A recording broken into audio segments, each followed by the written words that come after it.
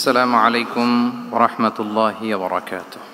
আমি যে টপিকটা নিয়ে আজকে আলোচনা করব সেটা হচ্ছে prophetic mindset through the lens of সিরা or through the lens of সুন্নাহ। রাসূল সাল্লাল্লাহু আলাইহি ওয়াসাল্লাম ওনার মাইন্ডসেট কেমন ছিল? মাইন্ডসেট শব্দটার সাথে আমরা মোটামুটি পরিচিত না, সবাইকে বলেন মাইন্ডসেট মানে কি? মনস্তত্ত্ব, তাই তো? মানুষের মেন্টাল অ্যাটিটিউড, সে যেভাবে ভাবে, যেভাবে চিন্তা করে, একটা মানুষ তার চারপাশের জগৎটাকে যেভাবে দেখে, যেভাবে ভাবে, যেভাবে চিন্তা করে এবং যেভাবে সে সিদ্ধান্ত নেয়, এটাকে বলে তার mindset, the way of thinking. তো রাসূলুল্লাহ সাল্লাল্লাহু আলাইহি ওয়া আলিহি ওয়াসাল্লামের মাইন্ডসেট কেমন ছিল? তিনি বিভিন্ন সিচুয়েশনে কিভাবে এই সিচুয়েশনটাকে ডিল করতেন, ওনার অ্যাপ্রোচ কেমন ছিল, কোন পরিস্থিতিতে কিভাবে রিয়্যাক্ট করতেন, কিভাবে রেসপন্স করতেন, কিভাবে থিঙ্ক করতেন, কিভাবে ডিসিশন মেকিং করতেন, এই টোটাল বিষয়টাকে আজকে আমরা prophetic mindset through the lens of সিরাতে কভার করবার চেষ্টা করবো ইনশাআল্লাহ। একটু ভারী টপিক, তারপরে খুব সহজ করে উপস্থাপন প্রেজেন্টেশন করতে পারলে এটা বোঝা যাবে ইনশাআল্লাহ বিইذنিল্লাহ। তাহলে আমি প্রায়ই রাসূল সাল্লাল্লাহু আলাইহি ওয়াসাল্লামের মাইন্ডসেট বোঝানোর জন্য সিরাতে ঢুকে যাব, মানে রাসূল সাল্লাল্লাহু আলাইহি ওয়াসাল্লামের আসিরা আল আতিরা আল মুবারাকা, ওনার বায়োগ্রাফিতে প্রবেশ করব এবং সেখান থেকে রেফারেন্সগুলো শেয়ার করব আপনাদের সাথে, এবং সুন্নাহ থেকে রেফারেন্স শেয়ার করব, যাতে করে আমাদের কাছে ক্লিয়ার হয় যে ওনার মাইন্ডসেটটা কেমন, দৃষ্টিভঙ্গি কেমন। আমরা অনেকে বলি না যে দৃষ্টিভঙ্গি বদলান তো জীবন বদলে যাবে, এটা বলি না আমরা? তার মানে এটা খুব গুরুত্বপূর্ণ, মাইন্ডসেট খুব গুরুত্বপূর্ণ। আমরা প্রফিটিক মাইন্ডসেট নিয়ে কথা বলবো ইনশাআল্লাহ। আমি আমার রিসার্চে 12টা মাইন্ডসেট খুঁজে পেয়েছি, based on my personal research. আরও কিছু মাইন্ডসেট থাকতে পারে, কিন্তু মেইনলি ঘুরে ফিরে এই 12টার মধ্যেই সীমাবদ্ধ রাসূল সাল্লাল্লাহু আলাইহি ওয়াসাল্লামের মাইন্ডসেট। সেই 12টা মাইন্ডসেট কি কি, আমি পয়েন্টগুলো উল্লেখ করে আমি মূল আলোচনাতে প্রবেশ করছি। প্রথম হচ্ছে গড সেন্ট্রিক মাইন্ডসেট, 2 নম্বরে ভিশন ওরিয়েন্টেড, 3 নম্বরে উইজডম ড্রিভেন, 4 নম্বরে রিফর্ম সেন্ট্রিক, 5 নম্বরে ওপেন মাইন্ডেড, 6 নম্বর এন্টারপ্রেনাল, 7 নম্বর কনসিডারেট, 8 নম্বর ট্রান্সপারেন্ট, 9 নম্বর অ্যাপ্রিসিয়েটিভ, 10 নম্বর হচ্ছে ফ্লেক্সিবল, 11 নম্বর অপটিমিস্টিক, 12 নম্বর হচ্ছে resilient. Based on my research, আমার ক্ষুদ্র গবেষণা আমি খুঁজে পেয়েছি যে রাসূল সাল্লাল্লাহু আলাইহি ওয়াসাল্লাম এই ধরনের মানসিকতার অধিকারী ছিলেন, এই অ্যাপ্রোচের অধিকারী ছিলেন। প্রথম যেই মাইন্ডসেটটা নিয়ে আমরা আলোচনা করব সেটা হচ্ছে গড সেন্ট্রিক মাইন্ডসেট বা আল্লাহ সেন্ট্রিক মাইন্ডসেট। অর্থাৎ রাসূল সাল্লাল্লাহু আলাইহি ওয়াসাল্লাম যে কোনো কাজে তিনি আল্লাহ তাআলাকে ফিল করতেন, সব কিছু ছিল আল্লাহ তাআলা কেন্দ্রিক। যাই তিনি করতেন না কেন, একজন মহান সত্তার সন্তুষ্টির জন্যই তিনি সেটা করতেন। তিনি কে? আওয়াজ করে বলুন, তিনি কে? আল্লাহ সুবহানাহু ওয়া তাআলা। তার সন্তুষ্টির জন্যই তিনি সব কিছু করতেন এবং সব সময় তিনি এটা ফিল করতেন যে আমার আসল ভরসা স্থল হচ্ছে আল্লাহ তাআলা। আসল ভরসা স্থল কে? আল্লাহ তাআলা। এবং আল্লাহকেই তিনি ওনার নিজের অভিভাবক হিসেবে সবসময় চিন্তা করতেন এবং তার দয়ার পরশেই যে আমরা বেঁচে আছি, তিনি যে আমাকে আগলে রেখেছেন, সার্বক্ষণিক এটাকে মনের মধ্যে ধারণ করা, সবসময় এই চিন্তাটা ভেতরে লালন করা, এটাকেই বলে গড সেন্ট্রিক মাইন্ডসেট বা আল্লাহ সেন্ট্রিক মাইন্ডসেট। এই মাইন্ডসেটের অধিকারী যদি আপনি হতে পারেন, আপনি একটা ডিভাইন পাওয়ার শিল্ডের ভেতরে থাকবেন, একটা ডিভাইন প্রোটেকশনে থাকবেন। চারিদিকে তুফান, ঝঞ্ঝা, ঝড়, অনেক কিছু, কোনো কিছুই আপনাকে স্পর্শ করবে না, কারণ আপনার গড সেন্ট্রিক মাইন্ডসেট আছে। একটা মহাশক্তিধর সত্তার সাথে আপনার সংযোগায়ন আছে, কানেক্টিভিটি আছে। সো প্রথম মাইন্ডসেটটা হচ্ছে গড সেন্ট্রিক মাইন্ডসেট। রাসূল সাল্লাল্লাহু আলাইহি ওয়াসাল্লাম সবসময় সব কিছু আল্লাহ তাআলার সন্তুষ্টির জন্য করতেন এবং তিনি ভাবতেন আমার কেউ না থাক, আল্লাহ আছে। যার কেউ নাই তার কে থাকে? আল্লাহ আছে। এটাই হচ্ছে গড সেন্ট্রিক মাইন্ডসেট। আসুন আমরা সিরাতের ভেতরে ঢুকে যাই, যেহেতু আমরা বলেছি থ্রু দ্য লেন্স অফ সিরা। সিরাতের পরতে পরতে, সুন্নাহর পরতে পরতে আমরা দেখব যে তিনি গড সেন্ট্রিক মাইন্ডসেটের অধিকারী ছিলেন কিনা।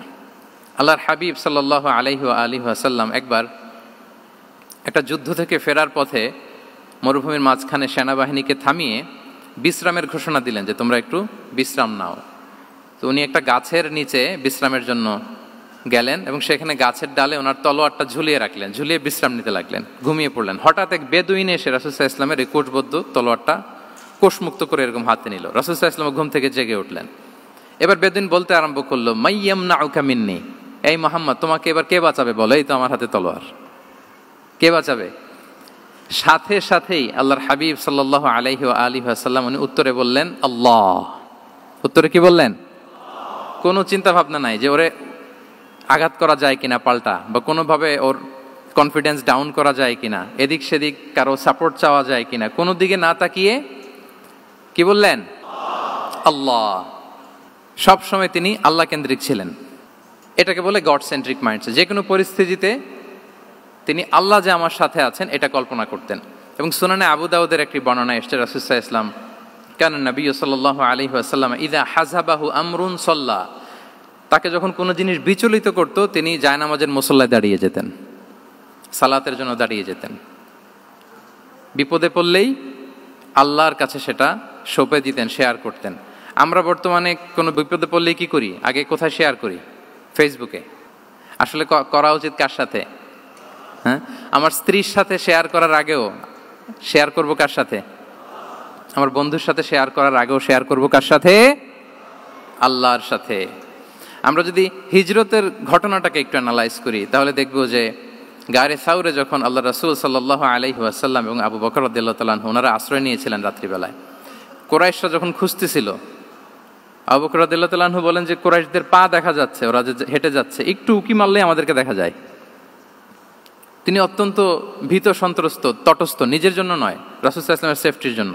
রাসূল সাল্লাল্লাহু আলাইহি ওয়াসাল্লাম আবু বকর রাদিয়াল্লাহু তাআলা আনহুকে বলেন যে আবু বকর চিন্তা করো না, লা তাহসান ইন্নাল্লাহা মা'ানা, আবু বকর চিন্তা করো না, আল্লাহ আমাদের সাথে আছেন। সুবহানাল্লাহ। আমাদের সাথে কে আছেন? আল্লাহ আমাদের সাথে আছেন। এটা হচ্ছে গড সেন্ট্রিক মাইন্ডসেটের উদাহরণ। আপনার মনকে বুঝাতে হবে যে আল্লাহ আমার সাথে আছে। মনকে তুমি বুঝিয়ে বলো আল্লাহ আছে আমার সাথে। এই বাক্যটা মুখস্থ করা যাবে? মনকে তুমি বুঝিয়ে বলো আল্লাহ আছেন আমার সাথে। আপনার পুরো জীবনের সব কাজের সাথে যদি এই বাক্যটাকে মিলিয়ে ফেলতে পারেন দেখবেন যে কোনো কিছুই আপনার ক্ষতি করতে পারতেছে না। এটাকে বলে গড সেন্ট্রিক মাইন্ডসেট। আল্লাহ আমার সাথে আছেন, কেউ নাই কিন্তু আল্লাহ তাআলা আমার সাথে আছেন। এবং গড সেন্ট্রিক মাইন্ডসেটের সবচেয়ে বড় সুবিধা হচ্ছে আপনার মনে কখনো হতাশা কাজ করবে না, হতাশা বাঁধবে না, কারণ আপনার সাথে এক মহাশক্তিধরের কানেক্টিভিটি আছে। তিনি কে বলুন তো আওয়াজ করে? তিনি আল্লাহ। হতাশা আসবে না। এই যে আমাদের জাতীয় জীবনের এখন সবচাইতে বড় বড় সমস্যাগুলোর যদি আমরা লিস্ট করি, একটা বড় সমস্যা হচ্ছে ডিপ্রেশন, তাই না? আমরা ডিপ্রেশনে ভুগি না?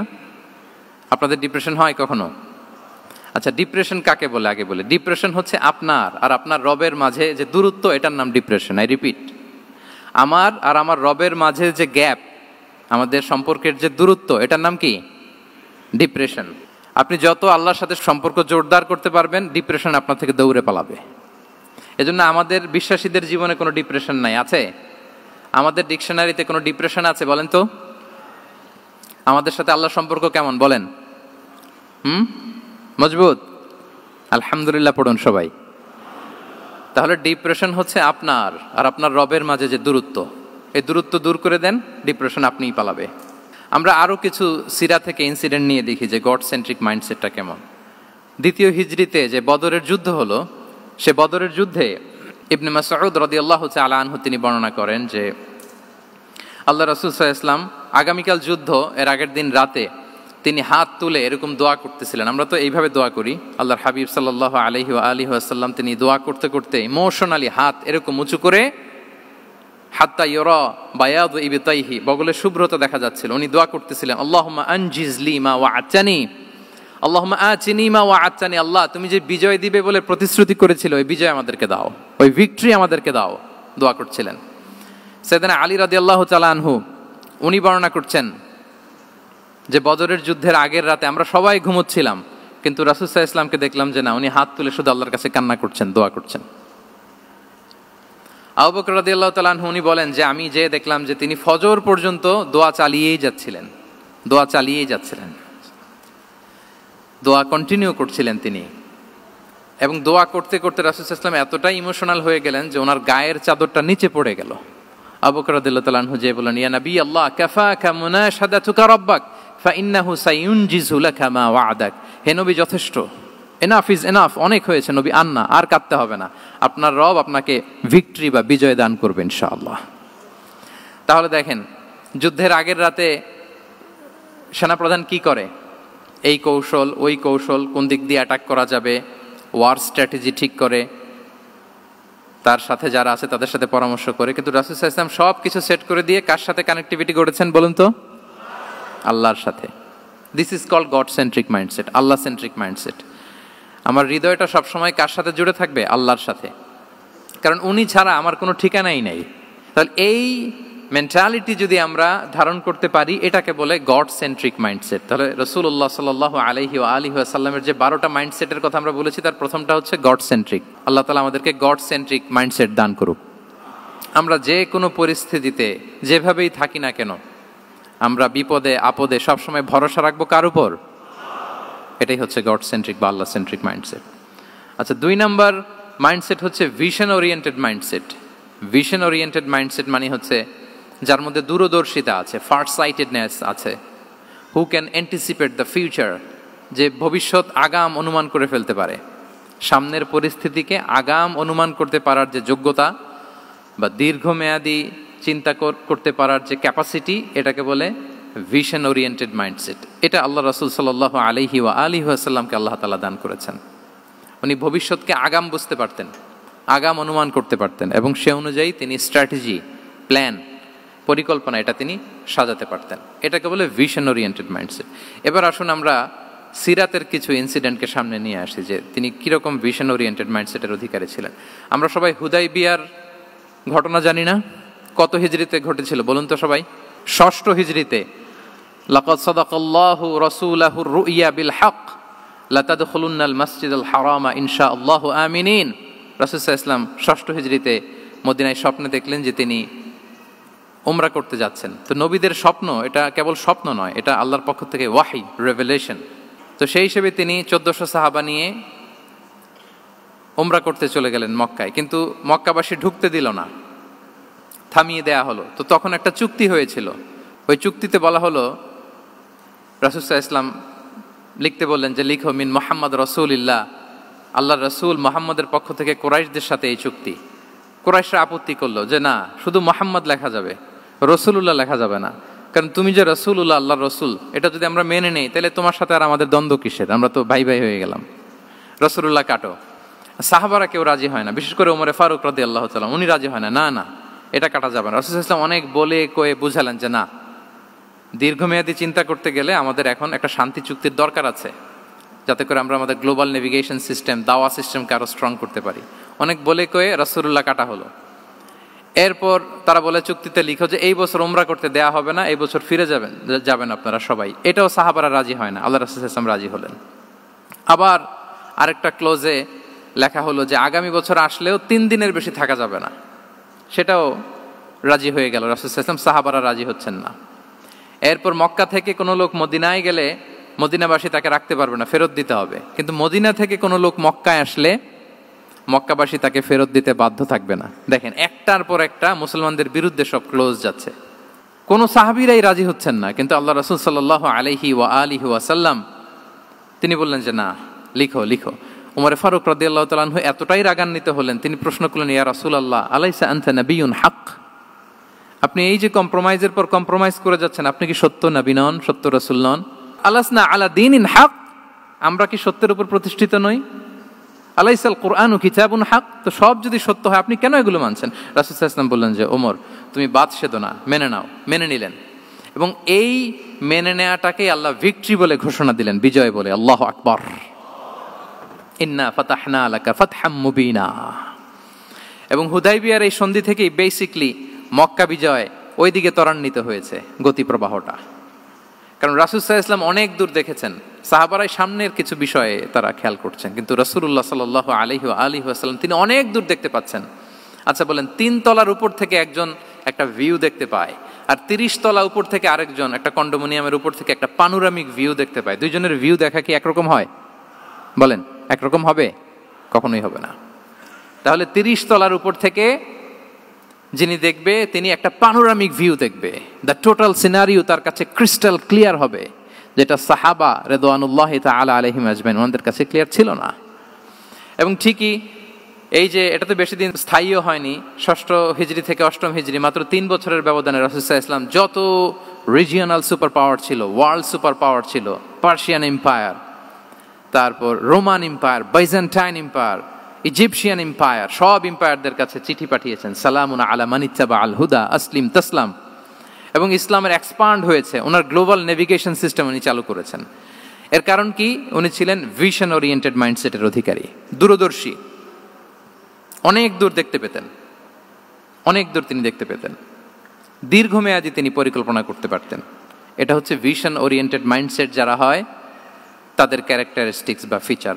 আরও একটা উদাহরণ দেই, আপনারা কি বলতে পারেন আবিসিনিয়াতে নবুয়তি কত সালে সাহাবারা হিজরতে গিয়েছিল? বলতে পারবেন কেউ? হ্যাঁ, নবুয়তি কত সালে? 5ম সালে। হ্যাঁ, নবুয়তি 5ম বছর ওনারা আবিসিনিয়াতে, বর্তমানে যেটা ইথিওপিয়া বা ইরিত্রিয়া, সেখানে সাহাবারা হিজরতে গিয়েছিলেন। এবং আবিসিনিয়াতে এই যে হিজরতে গেল, তারা সবাই মিলে ফিরে এসেছিল মদিনায় কবে? এটা কি কেউ জানেন? আল্লাহু আকবার, মাশাআল্লাহ মাশাআল্লাহ। বসুন। খায়বার বিজয়ের দিন এসেছিলেন। আবিসিনিয়াতে যারা হিজরতে গিয়েছিলেন তারা মদিনায় ব্যাগ এন্ড ব্যাগেজ সব কিছু নিয়ে খায়বার বিজয়ের সময়, মানে 7ম হিজরিতে এসেছিলেন।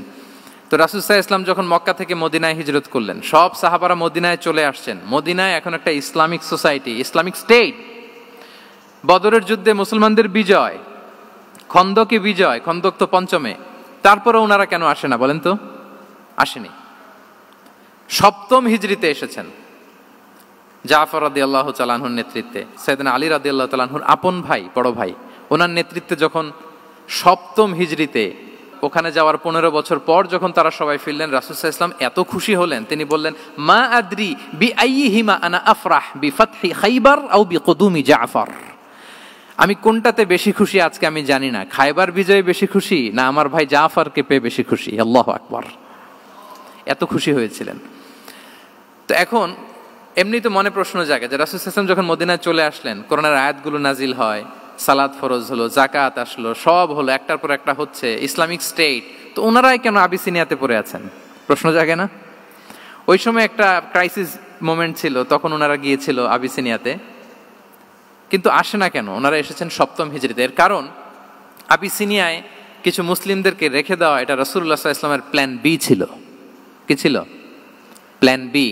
রাসূল সাল্লাল্লাহু আলাইহি ওয়াসাল্লাম অপেক্ষা করছিলেন যে মদিনাকে প্রথমে ইন্টারনাল যত থ্রেট আছে এগুলো থেকে মুক্ত করতে হবে, এরপরে মদিনাকে যত এক্সটার্নাল থ্রেট আছে এগুলো থেকে মুক্ত করতে হবে। সব যখন মুক্ত করে উনি দেখলেন যে না, মদিনা সেফ জোন, এখন আর আলাদা একটা বেজ, একটা এক্সট্রা সেফ জোন বা এডিশনাল বেজ আমার কোথাও দরকার নাই। তখনই তিনি লোক পাঠালেন যে যাও, জাফরের নেতৃত্বে আবিসিনিয়ায় যারা হিজরত করেছে তারা সবাই মদিনায় চলে আসো। সুবহানাল্লাহি বিহামদি। তাহলে একটা প্ল্যানে কাজ করতেন না। আমরা তো এরকম করি, একটাই প্ল্যান। প্ল্যান কয়টা? এটা যদি ওয়ার্ক না করে শেষ, আমু নাই, সালাও নাই। কিন্তু রাসূলুল্লাহ সাল্লাল্লাহু আলাইহি ওয়া আলিহি ওয়াসাল্লামের প্ল্যান এ ছিল, প্ল্যান বি ছিল, প্ল্যান সি ছিল। প্ল্যান এ ওয়ার্ক না করলে প্ল্যান বিতে যেতেন, বি ওয়ার্ক না করলে সিতে যেতেন, এইভাবে তিনি কাজ করতেন। তাহলে এটা হচ্ছে বেসিকলি ভিশন ওরিয়েন্টেড মাইন্ডসেটের অধিকারী যারা, তারা এটা করে, যারা ফিউচারকে অ্যান্টিসিপেট করতে পারে, আগাম অনুভব করতে পারে যে কি হতে পারে সামনে। এই যে বাংলাদেশের বিভিন্ন প্ল্যান পরিকল্পনায় আমরা দেখা যায় যে এখান দিয়ে একটা ব্রিজ করে পরে ভাঙতে হয়, রাস্তা একটা তৈরির পরে ভাঙতে হয়, কোথায় এক টানেল হয়ে আছে প্রতি মাসে মাসে এখন লস হয়, তারপর 1 ঘন্টা বৃষ্টি হলে পুরো ঢাকা শহর এটা বন্যা হয়ে যায়। এগুলো হচ্ছে একাধিক প্ল্যান না থাকা, ভিশনারি অ্যাটিটিউডের অধিকারী না হওয়ার কারণে এই ঝামেলাগুলো আমাদের হচ্ছে। তো প্রফেটিক সিরার এই প্রফেটিক মাইন্ডসেট থেকে আমাদের নেয়ার বিষয় হচ্ছে এটা, যে আমাদেরকে ভিশনারি অ্যাটিটিউডের হতে হবে। রাসূল সাল্লাল্লাহু আলাইহি ওয়াসাল্লাম ভিশন ওরিয়েন্টেড মেন্টালিটির ছিলেন। আগাম, আজ থেকে 50 বছর পরে বাংলাদেশে কি ক্রাইসিস হতে পারে, আজ থেকে ঠিক 100 বছর পরে বাংলাদেশে কি হতে পারে, ওই রোড ম্যাপকে সামনে রেখে আমাদেরকে প্ল্যান করতে হবে। এটাকে বলে ভিশন ওরিয়েন্টেড মাইন্ডসেটের অধিকারী হওয়া। 3 নাম্বার হচ্ছে উইজডম ড্রিভেন মাইন্ডসেট। উইজডম মানে হচ্ছে প্রজ্ঞা। প্রজ্ঞা কি? জ্ঞান আর কমন সেন্স দুইটা একসাথে হইলে ওইটারে প্রজ্ঞা বলে। When the knowledge and common sense join together, it reflects as wisdom. আপনার জ্ঞান এবং আপনার কমন সেন্স একসাথে হইলে ওইটা উইজডম হয়ে যায়। রাসূল সাল্লাল্লাহু আলাইহি ওয়াসাল্লাম ছিলেন প্রজ্ঞায় সমৃদ্ধ এক মননের অধিকারী। ওনার সব কিছুতেই প্রজ্ঞা ছিল। উইজডম ইন গিভিং অ্যাডভাইস, উপদেশ দেওয়ার সময় ছিল। উইজডম ইন পলিসি মেকিংয়ের সময় সেখানে প্রজ্ঞা ছিল। Wisdom in action, strategic plan, কোনো স্ট্র্যাটেজিক প্ল্যানের ক্ষেত্রে প্রজ্ঞা ছিল। রাসূল সাল্লাল্লাহু আলাইহি ওয়াসাল্লাম একই প্রশ্নের উত্তর এক একজনকে এক একভাবে দিতেন। অনেক সাহাবারা জিজ্ঞেস করতেন যে রাসূলুল্লাহ একই প্রশ্ন, একে বললেন এইটা, ওরে বললেন ওইটা, ওরে বললেন আরেকটা, এটা কেন? তো রাসূল সাল্লাল্লাহু আলাইহি ওয়াসাল্লাম বললেন যে আমি জানি ওর কিসে ঘাটতি, আমি জানি ওর কি প্রয়োজন, আমি জানি ওকে কোন নাসিহাটা দিলে কাজ করবে, ফলে এক একজনকে আমি এক একভাবে ক্লারিফাই করেছি। আল্লাহু আকবার। This is called wisdom. আচ্ছা, উইজডম, রাসূল সাল্লাল্লাহু আলাইহি ওয়াসাল্লাম যে উইজডম ড্রিভেন মাইন্ডসেটের অধিকারী ছিলেন, এটার কয়েকটা এক্সাম্পল আমরা সিরাত থেকে দেখি। মক্কা বিজয় হয়েছে কত হিজরিতে? অষ্টম হিজরিতে যখন মক্কা বিজয় হলো, তখন রাসূল সাল্লাল্লাহু আলাইহি ওয়াসাল্লাম আম্মাজান আয়েশার সাথে গল্প করছিলেন আর বলছিলেন, আয়েশা, লাউলা হাদাসাতু আহদি কওমিকা বিল কুফরি লানাকাতুল কাবাতা ওয়ালা জাআলতুহা আলা আসাসি ইব্রাহিম। আয়েশা, তোমার এই মক্কাবাসী, তোমার এলাকার লোকজন যদি একটা ক্যাওস সৃষ্টি না করতো, তাহলে কাবার যে আসল শেপ, আমি ওই আসল শেপে এটাকে ফেরত নিতাম, কিন্তু নিতে গেলে এখন একটা ঝামেলা বাঁধবে, এজন্য নিব না। ব্যাপারটা হচ্ছে, আমরা এখন যে কাবাটাকে দেখি এটা হচ্ছে স্কয়ার আকৃতির। স্কয়ার মানে কি? বর্গাকৃতি, তাই তো? বর্তমান কাবা কোন আকৃতির বলেন তো? একটা বড় কিউবের সাইজ না? দূর থেকে দেখলে মনে হয় একটা বড় কিউবের সাইজ, কিউবের আকৃতি মানে স্কয়ার, চতুর্ভুজ। কিন্তু সাইয়েদনা ইব্রাহিম আলাইহিস সালাম যে কাবা নির্মাণ করেছিলেন, এটা কিন্তু এরকম কিউব ছিল না, ওইটা ছিল রেক্ট্যাঙ্গেল। রেক্ট্যাঙ্গেল ছিল, মানে আয়তাকৃতির ছিল, এরকম লম্বা। এই যে এই টেবিলটা যেরকম, টেবিলের যে শেপ এরকম ছিল, এরকম লম্বা কাবাঘর ছিল আয়তাকৃতির। কিন্তু এখন এটা কমে স্কয়ার আকৃতির হয়ে গেছে। এর কারণটা কি? কাবা একবার ওখানে অগ্নিকাণ্ড ঘটার কারণে ধ্বংস হয়েছিল, ফলে কাবাকে আবার রিনোভেশন করা লেগেছিল, পুনর্নির্মাণ। তো কুরাইশরা সিদ্ধান্ত নিয়েছিল, কাবা পুনর্নির্মাণে আমরা কোনো হারাম টাকা ইউজ করব না, যার কাছে যত হালাল টাকা আছে নিয়ে আসা হলো। কিন্তু হালাল টাকা যতটুকু জমা হয়েছে, এটা দিয়ে পুরো কাবা নির্মাণ হয় না, অর্ধেক হয়। ফলে কাবা যে আয়তাকৃতির ছিল সেটা না হয়ে গেছে কি বলেন? বর্গাকৃতির, মানে স্কয়ার। ওই স্কয়ার কাবাই আজ পর্যন্ত রয়ে গেছে। কিন্তু ওই যে আয়তক্ষেত্রের যে শেপের মধ্যে যতটুকু জায়গা বাকি ছিল, ওইখানে দেখবেন একটা ক্রিসেন্টের মতো আছে, হেজরে ইসমাইল, হাতিমে কাবা বলে। ওইটার ভিতরে নামাজ পড়া আর কাবার ভিতরে নামাজ পড়া একই হুকুম। ওইটার ভিতরে নামাজ পড়া আর কাবার ভিতরে নামাজ পড়া কি একই হুকুম। ফলে ওই হাতিমের ভেতরে ফরজ সালাত আদায় হয় না, নফল সুন্নাত পড়া যায়। এমনকি কাবার ভেতরেও ফরজ সালাত আদায় করলে আদায় হবে না, কারণ নামাজের ফরজের মধ্যে একটা ফরজ হচ্ছে ইলা জিহাতিল কাবা, টু দ্য ডাইরেকশন অফ কেবলা। আপনার কেবলা মুখী হইতে হবে না। আপনি তো কাবার ভিতরে ঢুকে গেছেন, এখন কাবা কোন দিকে? কাবা তো নাই, বের হইতে হবে। বের হয়ে কাবা মুখী হলে সালাত হবে। I think you got the point. তো তাহলে রাসূল সাল্লাল্লাহু আলাইহি ওয়াসাল্লামের উইজডম বা প্রজ্ঞাটা এখানে দেখেন। আম্মাজান আয়েশা রাদিয়াল্লাহু তাআলা আনহাকে উনি বললেন যে, আয়েশা, মক্কা তো বিজয় হলো, মক্কার কন্ট্রোল তো এখন আমার হাতে। চাইলে আমি কাবাকে ভেঙে সেই ইব্রাহিম আলাইহিস সালামের যে বেইজ, এরকম লম্বা করে শেপ দিতে পারি, কিন্তু দিব না। কেননা দিলে মক্কা একটা ক্যাওস হতে পারে। কি হতে পারে? কারণ তারা একেবারে ভেরি রিসেন্ট মুসলমান হয়েছে, তারা না বুঝেই বলবে যে সেই আদি কাবা, মুহাম্মদ এই কাবার অপমান করেছে, কাবাকে ভুলুণ্ঠিত করেছে, সম্মানকে নষ্ট করেছে, এরকম একটা কোশ্চেন রাইজ করতে পারে। এই জন্য আমি করলাম না। সুবহানাল্লাহ। This is called wisdom. এটাকে কি বলে? প্রজ্ঞা। এটাকে প্রজ্ঞা বলে। তাহলে আপনার জ্ঞান এবং আপনার কমন সেন্স দুইটা যখন কানেক্ট করে, তখন সেটা প্রজ্ঞা হয়।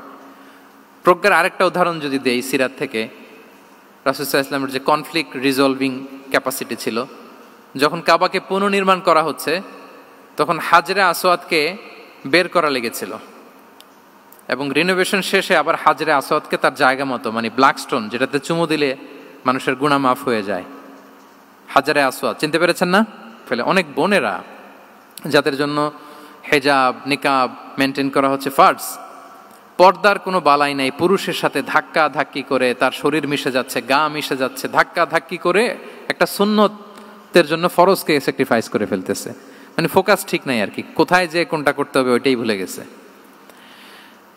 তো এই হাজরে আসওয়াদ পাথরকে আবার জায়গা মতো রাখতে হবে। এখন কে রাখবে, এই নিয়ে মারামারি মক্কায়। বড় বড় চারটা গোত্র বলে, এই গোত্র বলে আমি রাখবো, এই গোত্র বলে আমি রাখবো, আরেক গোত্র বলে রক্তের গঙ্গা বইয়ে দেব মক্কায়, কিন্তু এই সম্মান অন্যকে নিতে দিব না, কারণ ইটস ভেরি প্রেস্টিজিয়াস ইস্যু, যে আমাদের গোত্র এই ব্ল্যাক স্টোন হাজরে আসওয়াদকে নিয়ে জায়গা মতো রেখেছে, এটা কাউকে দিব না।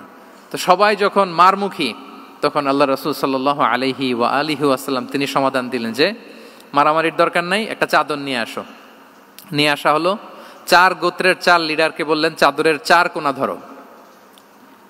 চারজন চার কোনা ধরলো, রাসূল সাল্লাল্লাহু আলাইহি ওয়াসাল্লাম তিনি পাথরটা নিয়ে মাঝখানে রাখলেন। এবার চার নেতাকে বললো, আসো, জাতীয় চার নেতা চলে আসো, কাবার সামনে চলে আসলো।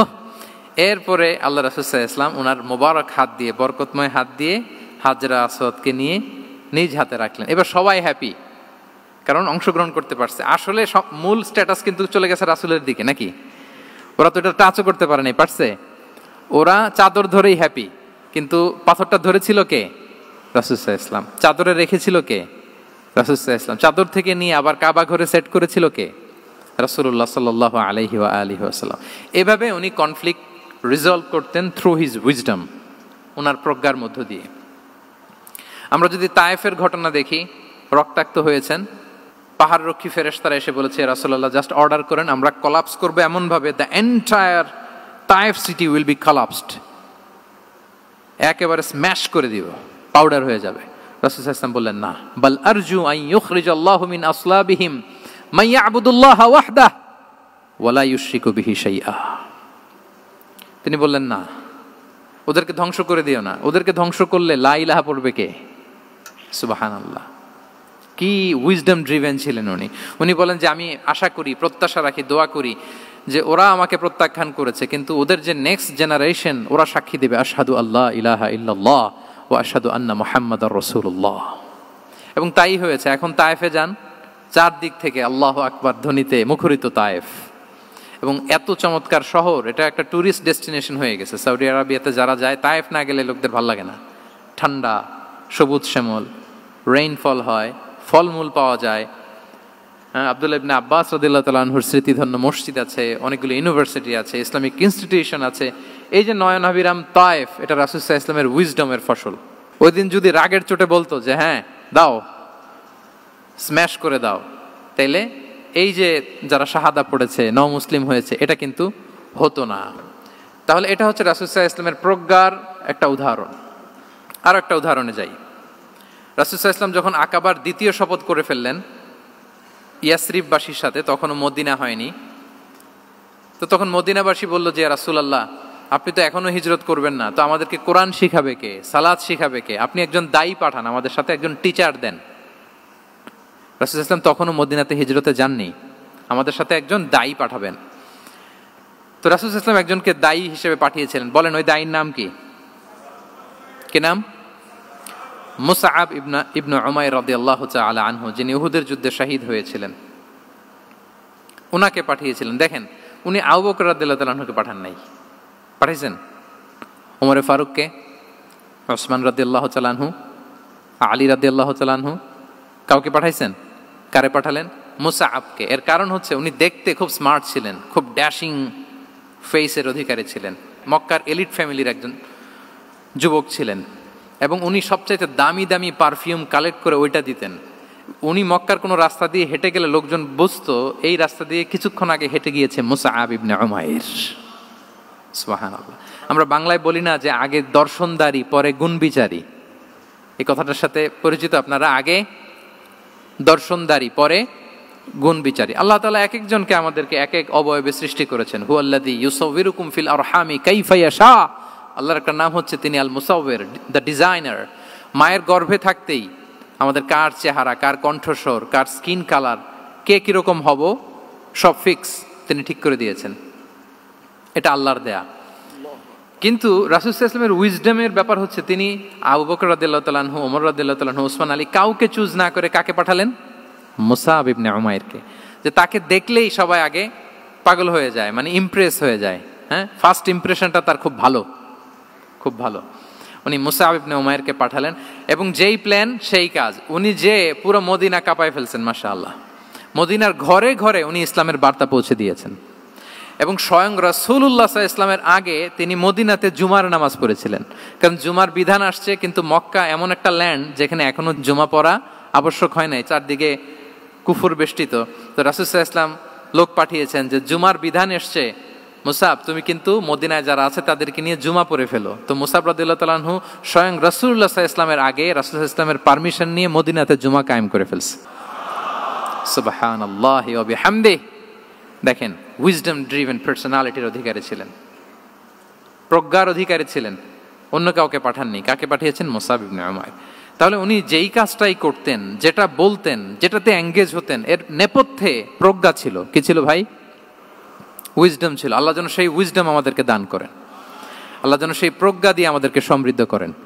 আমরা সবাই পড়ি আমিন। 4 নাম্বার হচ্ছে রিফর্ম সেন্ট্রিক মাইন্ডসেট। মানে রাসূল সাল্লাল্লাহু আলাইহি ওয়াসাল্লাম সংস্কারবাদী ছিলেন আর কি। ভুলভাল দেখলে রিফর্ম করতেন, ইসলাহ করতেন, সংস্কার। এখন তো এই যে অনেকগুলো সংস্কার কমিটি হলো দেখলাম বাংলাদেশে, খুব সুন্দর, বিভিন্ন বিষয়ে সংস্কার হচ্ছে। এবং স্বাধীনতার পরে আমাদের বয়স তো আর বেশি না, মানে সব দলের লোকেরা মিলে একসাথে এরকম বসা, এরপর রাষ্ট্রীয় ইস্যু নিয়ে ডিসকাস করা, এরপর মাঝে মাঝে আবার ওয়াক আউট করা, আবার একটু মিষ্টি ঝগড়া করা, আবার একটু ফান করা, এই সব কিছুর মধ্য দিয়ে জাতির জন্য ভাবা, নতুন নতুন চিন্তা প্রণয়ন। That's very good, I do appreciate, এটা দরকার। এমন বাংলাদেশই তো আমরা চেয়েছিলাম, ঠিক কিনা বলেন? এই যে রিফর্ম হচ্ছে, এটা অ্যাপ্রিসিয়েবল। রাসূল সাল্লাল্লাহু আলাইহি ওয়াসাল্লামের কিন্তু এই রিফর্ম সেন্ট্রিক মাইন্ডসেট ছিল। অন্যায় দেখলে, ভুলভাল দেখলে, অসঙ্গতি দেখলে, ইনকনসিস্টেন্সি দেখলে শুধরে দিতেন। শুদ্ধাচার অভিযান চালিয়েছেন মক্কাতেও, মদিনাতেও রিফর্ম করতেন। সব খারাপকে তিনি ভালো দিয়ে পরিবর্তন করে দিতেন। আসুন সিরাতের আয়নায়, থ্রু দ্য লেন্স অফ সিরা, আমরা দেখি কিভাবে পরিবর্তন করতেন। রাসূল সাল্লাল্লাহু আলাইহি ওয়াসাল্লামের একটা আদত বা হ্যাবিট ছিল, তিনি কোনো ব্যক্তির বা কোনো স্থানের কোনো বাজে নাম বা খারাপ নাম দেখলে ওটা ভালো নামে চেঞ্জ করে দিতেন। মক্কা থেকে মদিনায় হিজরতের আগে মদিনার নাম ছিল ইয়াসরিব। কি ছিল? ইয়াসরিব মানে হচ্ছে প্রতিশোধ বা নিন্দা বা ক্ষোভ বা ভর্ৎসনা, সবগুলোই খুব বাজে মিনিং ডিনোট করে। রাসূল সাল্লাল্লাহু আলাইহি ওয়াসাল্লাম বললেন, আমি যেই শহরে হিজরত করব এই শহরের নাম ক্ষোভ, এই শহরের নাম হিংসা, এটা হইতে পারে? বলেন। রাহমাতাল লিল আলামিন, হ্যাঁ, mercy and peace for the entire universe করে যাকে আল্লাহ পাঠিয়েছেন, উনি যেই শহরে থাকবেন ওই শহরের নাম প্রতিশোধের শহর, এটা হবে? উনি শহরের নাম চেঞ্জ করে দিলেন। উনি শহরের নাম দিলেন মদিনাতুন নবী। কি দিলেন? মদিনাতুন নবী, অথবা তওবা তয়্যিবা, চেঞ্জ করে দিলেন, পরিবর্তন করে দিলেন। এক এলাকায় যে বিষ্ণু ইসলাম দেখলেন যে গাছপালা হয় না, উনি বললেন মাসমু হাযিহিল আরদ, এই জায়গার নাম কি? সবাই বলে ইসমুহা গাদেরা। গাদেরা মানে হচ্ছে মাকান লা নাবাতা ফিহি ওয়ালা শাজার, এমন জায়গা যেখানে ঘাস লতাপাতা কিছুই জন্মায় না। রাসূল সাল্লাল্লাহু আলাইহি ওয়াসাল্লাম বললেন, এই জন্যই তো ঘাস জন্মায় না, নাম তো রাখছো খুব বাজে একটা নাম। রাসূল সাল্লাল্লাহু আলাইহি ওয়াসাল্লাম বললেন, আজ থেকে এলাকার নাম গাদেরা নয়, এলাকার নাম আজকে থেকে খাদেরা। কি নাম? খাদেরা মানে কি বলেন? সবুজ, গ্রিন, এভারগ্রিন, সবুজ শ্যামল। এবং রাসূল সাল্লাল্লাহু আলাইহি ওয়াসাল্লাম যখন গ্রিন ল্যান্ড নাম দিয়ে দিলেন, এরপর থেকে সবুজ শ্যামল করে আল্লাহ জায়গাটাকে বরকতময় করে দিলেন। Changing names. এক সুন্দরী নারীকে বললেন মাসমুকি, কি নাম? বলে আসিয়া। আসিয়া মানে অবাধ্য।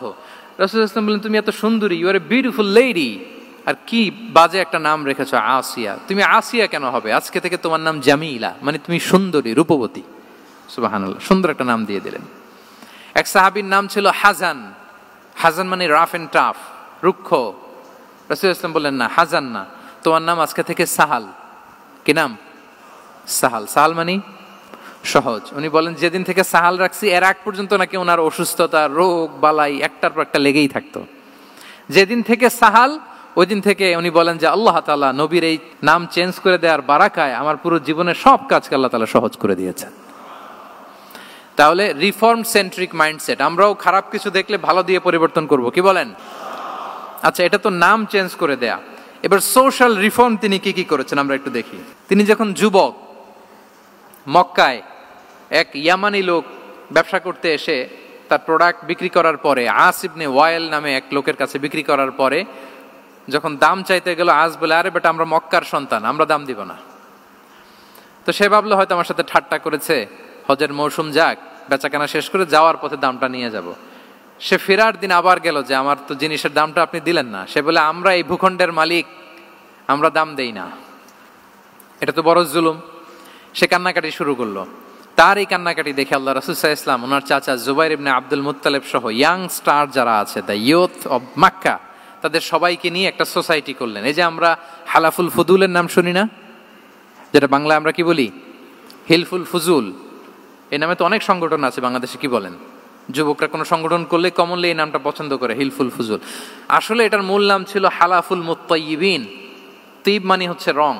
রাসূল সাল্লাল্লাহু আলাইহি ওয়াসাল্লাম সবাই মিলে, তখন জাহিলি যুগে একটা কালচার ছিল, বালতি ভর্তি রঙের ভেতরে হাত ঢুকিয়ে দিত, দিয়ে এই রং সমেত হাতটা তারা পাথরের মধ্যে লাগাতো, সবার হাত ওইখানে দিত, মানে আমরা হাতে হাত রেখে কমিটেড, আমরা ঐক্যবদ্ধ হলাম। সেখান থেকে হয়েছে হালাফুল মুত্তাইবিন থেকে হালাফুল ফুদুল। ওনারা বলল যে না, আমরা সবাই থাকবো মা আল মাজলুমি দিদ্দা জালেম, আমরা মজলুমের পক্ষে থাকবো, জালেমের বিপক্ষে থাকবো। এবং যেই প্রতিজ্ঞা ওই কাজ, সবাই মিলে আস ইবনে ওয়াইলকে ধরলো, তার কাছ থেকে টাকা আদায় করে ওই ইয়ামানি ব্যবসায়ীর কাছে পৌঁছে দিয়ে তিনি মাজলুমকে সহায়তা করেছেন। সুবহানাল্লাহ। এবং এই টেন্ডেন্সি, এই জুলুম, চাঁদাবাজি যেগুলো ছিল মক্কার জমিনে, রাসূল সাল্লাল্লাহু আলাইহি ওয়াসাল্লাম এই সোশ্যাল রিফর্মের মাধ্যমে এটাকে সংস্কার করেছেন। তাহলে এই যে রিফর্ম সেন্ট্রিক আমাদের হইতে হবে। আমাদের সমাজেও এখন চাঁদাবাজি আছে না নাই বলেন? খুন খারাপি আছে না নাই? সামাজিক অনাচার? তাহলে ঐক্যবদ্ধ হইতে হবে আমাদেরকে রিফর্মের জন্য। যুবক যারা আমরা আছি, যাদেরকে আল্লাহ আমাদের বলার সুযোগ দিয়েছে, লেখার সুযোগ দিয়েছে, ফিল্ডে কাজের সুযোগ দিয়েছে, আমরা সবসময় মজলুমের পক্ষে থাকবো, আমরা সবসময় জালেমের বিপক্ষে থাকবো। আমাদের নীরবতা আর আমাদের নিশ্চুপ থাকাই জালিমদেরকে আরো বড় বড় জালিম বানিয়েছে। এজন্য নাহনু মাআল মাজলুম দিদ্দা যালিম, এটা হচ্ছে আমাদের স্লোগান। আমরা কাদের সাথে? মজলুমের সাথে। আওয়াজ করে বলেন, কার সাথে? ইত্তাকু দাওয়াতাল মাজলুম। রাসূল সাল্লাল্লাহু আলাইহি ওয়াসাল্লাম বলেন, তোমরা মাজলুমের কান্নাকে ভয় করো, কেননা মাজলুমের কান্না আর আল্লাহর মাঝে কোনো ফারাক থাকে না, কোনো পর্দা থাকে না, বদদোয়া করলেই কবুল হয়ে যায়। তাহলে এভাবে রাসূলুল্লাহ সাল্লাল্লাহু আলাইহি ওয়া আলিহি ওয়াসাল্লাম তিনি সোশ্যাল রিফর্ম করেছেন। আমরা যদি ওনার পলিটিক্যাল রিফর্মের দিকে তাকাই, তাহলে দেখব যে আমরা যদি কনস্টিটিউশন অফ মদিনার কথা বলি, মদিনার কনস্টিটিউশন, এটা কিন্তু রাসূল সাল্লাল্লাহু আলাইহি ওয়াসাল্লাম করেছেন। মদিনা চার্টার, এত চমৎকার চার্টার পৃথিবী আর দেখেনি। ওইটা থেকেই এখন সব গোটা বিশ্বের সংবিধান। এই যে আমাদের সংবিধান সংস্কার কমিশন আছে না একটা, নিশ্চয়ই তারা ওইটা থেকে অনেক বেনিফিটেড হতে পারবেন। আমাদের যে মদিনা চার্টার রাসূল সাল্লাল্লাহু আলাইহি ওয়াসাল্লাম নিজে করা, এবং এটা একটা ইনক্লুসিভ চার্টার ছিল। মুসলিম, পেগানস, জুইশ, সব ধর্মের মানুষকে নিয়ে তিনি মদিনাতে ওয়ান উম্মা ঘোষণা দিয়েছিলেন। One Umma, we are one উম্মা। হোক তুমি পেগান মুশরিক, হোক তুমি জুইশ মানে ইহুদি, হোক তুমি মুসলিম, তুমি যেই ধর্মের হও না কেন, মদিনাকে রক্ষা করতে যে আমরা সবাই মিলে উম্মা ওয়াহেদা, আমরা সবাই মিলে কি উম্মা ওয়াহেদা। পৃথিবীর অনেক দেশ এই আইডিওলজিকে ধারণ করে হু হু করে এগিয়ে গিয়েছে। মালয়েশিয়াতে 3টা রেস, আমি তো প্রায় এক যুগ ওখানে, আমার 2টা ডিগ্রি ওখান থেকে, মাস্টার্স পিএইচডি। সো আমি কাছ থেকে তাদেরকে দেখার সুযোগ পেয়েছি। ওখানে মালয়েরা আছে, তামিলরা আছে, চাইনিজরা আছে, 3 জাতি মিলে ওদের স্লোগান হচ্ছে সাতু মালয়েশিয়া। মালয় ভাষায় সাতু মানে হচ্ছে ওয়ান, মালয় ভাষায় সাতু মানে কি ওয়ান। সাতু মালয়েশিয়া মানে আমরা হতে পারি চাইনিজ, হতে পারি তামিল, কিংবা হতে পারি মালয় ভূমিপুত্রা, কিন্তু সবাই মিলে দেশের স্বার্থে আমরা সবাই কি এক। এটাই লাগবে আমাদের নতুন বাংলাদেশে। জুলাই আপরাইজিং এর পরে আমাদের এই ঐক্যবদ্ধ থাকার বাংলাদেশ আমরা চাই কি চাই না বলেন? সাম্রাজ্যবাদকে রুখে দিতে, যে কোনো ষড়যন্ত্রকে রুখে দিতে ঐক্যবদ্ধ থাকার কোনো বিকল্প নাই, ঠিক কিনা বলেন? ঐক্যবদ্ধ থাকতে হবে আমাদেরকে, যেটা রাসূলুল্লাহ সাল্লাল্লাহু আলাইহি ওয়া আলিহি ওয়াসাল্লাম মদিনা চার্টারে আমাদেরকে শিখিয়েছেন যে আমরা ওয়ান উম্মাহ। তাহলে খারাপ নাম দেখলে চেঞ্জ করতেন, পলিটিক্যাল রিফর্ম করেছেন ওয়ান উম্মাহ গঠনের মধ্য দিয়ে। ফিনান্সিয়াল রিফর্ম যদি বলি, শুধু financial reforms by prophet Muhammad peace be upon him, এটা নিয়ে লম্বা কথা বলা যেতে পারে। শুধু একটা উদাহরণ দিয়ে শেষ করি। বিদায় হজের ভাষণে উনি সুদকে চিরতরে কবরস্থ করেছেন, সুদকে চিরতরে কবরস্থ করেছেন, এবং এটা অন্যের জন্য না, নিজের ঘর দিয়ে শুরু করেছেন। উনি বলেছেন যে এই হানাহানি, রক্তপাত এটা বন্ধ, আমার গোত্রের একটা এরকম রক্তের দাবি আছে, এটা আমি শেষ ঘোষণা করলাম। এরপর বললেন যে সুদ কবর দিলাম, অন্য জায়গা থেকে না, আমার পরিবার থেকে। রাসূল ইসলামের চাচা স্বয়ং আব্বাস রাদিয়াল্লাহু তাআলা আনহুর অনেক সুদের ট্রানজাকশন ছিল, ইন্টারেস্ট, সুদের ব্যবসা ছিল। রাসূল সাল্লাল্লাহু আলাইহি ওয়াসাল্লাম বলেন আজকে থেকে এই সুদ আমি চিরতরে মাটির নিচে কবর দিয়ে দিলাম। আল্লাহু আকবার। দেখেন সোশ্যাল রিফর্ম।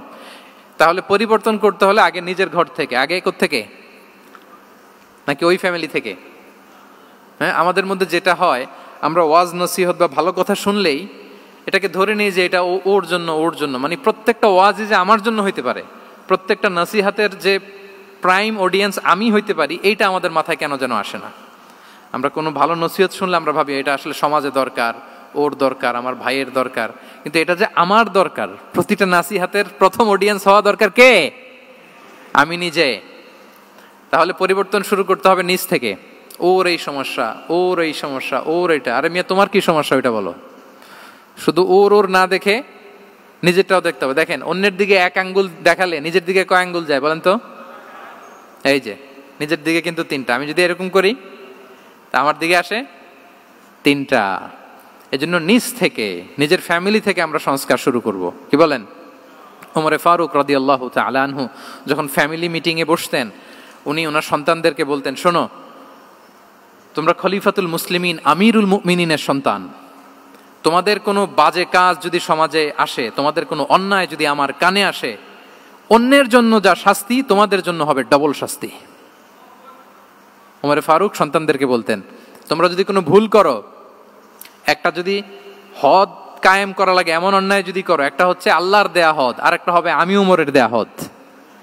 আমার মতো খলিফাতুল মুসলিমিনের সন্তান হয়ে পাপ তুমি কেন করলে? দেখেন অন্যের বাচ্চা কি করছে, অন্যের, আমাদের তো ওই মেয়েটার সমস্যা, ওনার ছেলের সমস্যা, এগুলো আমার ছেলের যে কি অবস্থা, আমার পরিবারের যে কি হালাত, আমার স্ত্রীর যে কি দশা, ওইটা নিয়ে আমরা ভ্রুক্ষেপ করি না বা চিন্তা করি না। তাহলে সম্মানিত সুধীমণ্ডলী, আমরা পরিবর্তন শুরু করব কোত্থেকে? অন্যের বাড়িঘর থেকে নাকি? হ্যাঁ, কোত্থেকে? নিজ থেকে। আল্লাহ তাআলা আমাদেরকে তৌফিক দান করুক। 5 নম্বরে হচ্ছে ওপেন মাইন্ডেড। আমার প্রিয় নবী বলেন, ওপেন মাইন্ডেড ছিলেন না ন্যারো মাইন্ডেড? সবাই বলবেন, গ্যালারির সবাই আওয়াজ করে, তিনি ওপেন মাইন্ডেড না ন্যারো মাইন্ডেড ছিলেন? রাসূলুল্লাহ সাল্লাল্লাহু আলাইহি ওয়া আলিহি ওয়াসাল্লাম ওপেন মাইন্ডেড ছিলেন। যে কেউ ওনাকে অ্যাপ্রোচ করতেন পারতেন easily. He was very approachable. ছোট বড় আবাল বৃদ্ধ বনিতা ওনার সাথে কথা বলতে স্বাচ্ছন্দ্য বোধ করতো, ভয় পেত না। এজন্য সিরাতের পরতে পরতে দেখবেন এক শিশু এসে প্রশ্ন করে, নারী এসে প্রশ্ন করে, বৃদ্ধ এসে প্রশ্ন করে, বন্ধু এসে প্রশ্ন করে, শত্রু এসে কনভারসেশন করে, সবাই এসে ওনার সাথে কথা বলতে পারতো। সুবহানাল্লাহ। এবং এগুলো উনি অ্যাকোমোডেট করতে পারতেন। কি করতে পারতেন? অ্যাকোমোডেট করতেন। ছোট্ট একটা উদাহরণ দেই, আসির আল হালাবিয়া থেকে নেয়া একটা বিখ্যাত সিরাতের গ্রন্থ। বদরের যুদ্ধে রাসূল সাল্লাল্লাহু আলাইহি ওয়াসাল্লাম বদরের মাঠে সেনা ক্যাম্প স্থাপন করলেন। কি ক্যাম্প? সেনা ক্যাম্প স্থাপন করলেন। আল হুবাব ইবনুল মুনজির রাদিয়াল্লাহু তাআলা আনহু এক সাহাবী, উনি বললেন, ইয়া রাসূলুল্লাহ, এই যে সেনা শিবির যে এখানে স্থাপন করলেন, এটা কি আপনার নিজের ইচ্ছায় না আল্লাহর আদেশে? দেখেন, সেনাপতিরে কোনো সাধারণ সৈনিক এই প্রশ্ন করতে পারে? করলে চাকরি থাকবে? কিন্তু রাসূল সাল্লাল্লাহু আলাইহি ওয়াসাল্লামের কাছে সাহস নিয়ে আল হুবাব ইবনুল মুনজির বলে, ইয়া রাসূলুল্লাহ, এই যে সেনা শিবির স্থাপন করলেন, এটা কি আপনার ইচ্ছায় নাকি এটা ওয়াহী? রাসূল সাল্লাল্লাহু আলাইহি ওয়াসাল্লাম বললেন, না, এটা ওয়াহী না, এটা ওয়াহী না, বাল হুয়া রায়ু ওয়াল হারবু ওয়াল মাকিদা, না, এটা যুদ্ধের কৌশল হিসেবে আমি করেছি। আল হুবাব ইবনুল মুনজির বললেন, ইয়া রাসূলুল্লাহ, তাহলে সঠিক জায়গায় সেনা ক্যাম্প স্থাপন হয় নাই। রাসূলের দিকে তাকিয়ে বলতেছেন যে আপনি যেখানে করছেন ওখানে ঠিক হয় না ইয়া রাসূলুল্লাহ, আপনি অভয় দিলে আমি বলতে পারি কোথায় ঠিক হবে। রাসূল সাল্লাল্লাহু আলাইহি ওয়াসাল্লাম বললেন, তাই? আমি যেটা করছি এটা ঠিক হয় নাই, তাহলে কোনটা ঠিক বলো? উনি বললেন, ওই যে বদরে একটা কুয়া আছে যেখানে পানির ব্যবস্থা আছে, ওইটার সামনে ব্যারিকেড দিয়ে আমাদের শিবির করতে হবে। তাহলে আমরা বদরের কুয়া থেকে পানি খাইতে পারবো, সারাদিন পানি খাবো, আর কাফিররা যুদ্ধে তো মারা যাবে, পানির অভাবে মারা যাবে। সুবহানাল্লাহ পড়বেন না? রাসূল সাল্লাল্লাহু আলাইহি ওয়াসাল্লাম বললেন, আরে তাই তো, তুমি তো ঠিকই বলেছো, এভাবে তো আমি ভেবে দেখিনি। আবার তিনি অ্যানাউন্স করে দিলেন যে সেনা শিবির এখানে যেই তাঁবু টাঙানো হয়েছে এখান থেকে মুভ করে আল হুবাব যেখানে ইন্ডিকেট করেছে ঠিক ওই জায়গায় যে শিবির স্থাপন করো। তাহলে আওয়াজ করে বলুন, ওপেন মাইন্ডেড না ন্যারো মাইন্ডেড? আমরা অনেক সময় আমাদের অধীনস্থদের কথা শুনতে চাই না। অনেক সময় অধীনস্থদের মাথা থেকেও দারুণ দারুণ দুর্দান্ত আইডিয়া চলে আসতে পারে। ইগনোর করবেন না সব সময়, আপনি দেখবেন যে তার কাছ থেকে ভালো আইডিয়া এসছে কিনা। তাহলে রাসূল সাল্লাল্লাহু আলাইহি ওয়াসাল্লাম এটাকে ইগনোর না করে অ্যাকোমোডেট করলেন। সুবহানাল্লাহ। খন্দক যুদ্ধের কথা যদি দেখি, পরীক্ষা খননের অ্যাডভাইস কে দিয়েছিল? মক্কার কোন লোক? মদিনার? কে দিয়েছিল? সালমান আল ফারিসি। বাড়ি কোথায়? ইরান, পারস্য। হি ওয়াজ পার্সিয়ান বেসিকলি। তাহলে দেখেন, সেই পারস্য থেকে এসে বললেন যে এখানে পরীক্ষা খনন করলে ভালো হয়। 5.5 কিলোমিটার পরীক্ষা খনন করে ফেললেন। 4.5 মিটার প্রশস্ত, 3.5 মিটার হচ্ছে এটার ডেপথ। পুরো মদিনার সবাই মিলে এটা করে ফেললেন। তার মানে আমি সব বুঝি, আমি সব জানি, এই মেন্টালিটি থেকে আমাদের বেড়ে আসতে হবে। এটা হচ্ছে একটা ন্যারো মাইন্ডেড পার্সোনালিটির অধিকারী, যে আমি যেটা বলছি ওইটা, এটার পরে কোনো কথা নেই, এটা ভুল। বরং আমার টিমের মধ্যে থেকে যদি কোনো ভালো অপিনিয়ন আসে সেটা আমি রিভাইজ করব। কি বলেন, পারা যাবে না? তাহলে ওপেন মাইন্ডেড পার্সোনালিটি ছিলেন রাসূলুল্লাহ সাল্লাল্লাহু আলাইহি ওয়াসাল্লাম। 6 নম্বর মাইন্ডসেট হচ্ছে এন্টারপ্রেনাল মাইন্ডসেট। এন্টারপ্রেনাল, এখন তো এটা আপনারা সবাই খুব বেশি শোনেন, এন্টারপ্রেনারশিপ, এন্টারপ্রেনাল মাইন্ডসেট আসলে অনেক কিছুর সমন্বয় হয়। 1 নম্বর, যার প্রোঅ্যাক্টিভ অ্যাটিটিউড যাদের থাকে, solution focused, not problem focused. Problem সৃষ্টি হইলে ওইদিকে ফোকাস না করে কিভাবে সলিউশন করা যায় ওইদিকে ফোকাস করতেন। এরপর যে হিউম্যান রিসোর্সের ভালো ম্যানেজ করতে পারে, রিসোর্স কম কিন্তু to take the best out of this resource. অনেকে দেখবেন যে ছোট্ট জিনিসকে অর্গানাইজ করে এত সুন্দর প্রেজেন্টেশন করে, আবার অনেকের অনেক আছে কিন্তু সেটাকে প্রেজেন্ট করতে পারে না, এরকম আছে না নাই? রাসূল সাল্লাল্লাহু আলাইহি ওয়াসাল্লাম অল্প রিসোর্স দিয়ে অনেক বড় কিছু অ্যারেঞ্জ করতে পারতেন, সুবহানাল্লাহ। এবং he was a very good talent hunter. রাসূল সাল্লাল্লাহু আলাইহি ওয়াসাল্লাম একজন চৌকস ট্যালেন্ট হান্টার ছিলেন। He was a very good observer. সাহাবীদের কার কি ট্যালেন্ট এটা তিনি নোট করতেন। যার যে দক্ষতা তাকে তার ওই দক্ষতা দিয়ে ইসলামের সেবা করতে উৎসাহ দিতেন। যখনই কোনো প্রতিভাবান সাহাবীকে তিনি দেখেছেন, তিনি ইসলামের জন্য সেই প্রতিভাকে কাজে লাগানোর চেষ্টা করেছেন। একজনকে দিয়ে সবটা করেননি। আমাদের সমাজে এই একটা ভুল ধারণা আছে, আমরা অনেকে একজনের কাছ থেকে সব কামনা করি। একজন সব করতে পারে না, পারে? যারা পারেও কোনোটাই ভালোভাবে পারে না, সব পারে একটু একটু পারে। তো রাসূল সাল্লাল্লাহু আলাইহি ওয়াসাল্লাম ট্যালেন্ট হান্টার ছিলেন, যার যেখানে ট্যালেন্ট তাকে ওই কাজে লাগাতেন। বলেন তো খালিদ বিন ওয়ালিদ রাদিয়াল্লাহু তাআলা আনহুকে আল্লাহ রাসূল সাল্লাল্লাহু আলাইহি ওয়াসাল্লাম কি কাজে লাগিয়েছিলেন? অনেক পরে ইসলাম ধর্ম গ্রহণ করেছেন, কিন্তু যুদ্ধের অভিযানে পাঠিয়েছেন এবং পরবর্তীতে তিনি সেনাপ্রধান হয়েছিলেন মুসলিম ব্যাটালিয়নের। কারণ উনি ওয়ার স্ট্র্যাটেজি জানতেন। ওনার আক্রমণের কারণে তো উহুদের প্রান্তরে মুসলিমরা প্রায় নাস্তানাবুদ হওয়ার অবস্থা, তাই না? অনেক পরে আল্লাহ তাআলা ওনাকে ইসলামের জন্য কবুল করলেন। তাহলে উনি ওয়ার স্ট্র্যাটেজি জানতেন, ফলে রাসূল সাল্লাল্লাহু আলাইহি ওয়াসাল্লাম ওনাকে যুদ্ধের জন্য কাজে লাগিয়েছেন। তাহলে সবাইকে একটা দিলে হবে না, প্যারাসিটামল 3 বেলা সবার জন্য হবে নাকি যার যে রোগ সে অনুযায়ী প্রেসক্রিপশন? হ্যাঁ, খালিদ বিন ওয়ালিদ রাদিয়াল্লাহু তাআলা আনহু তিনি সমরবিদ ছিলেন, রণকৌশলী।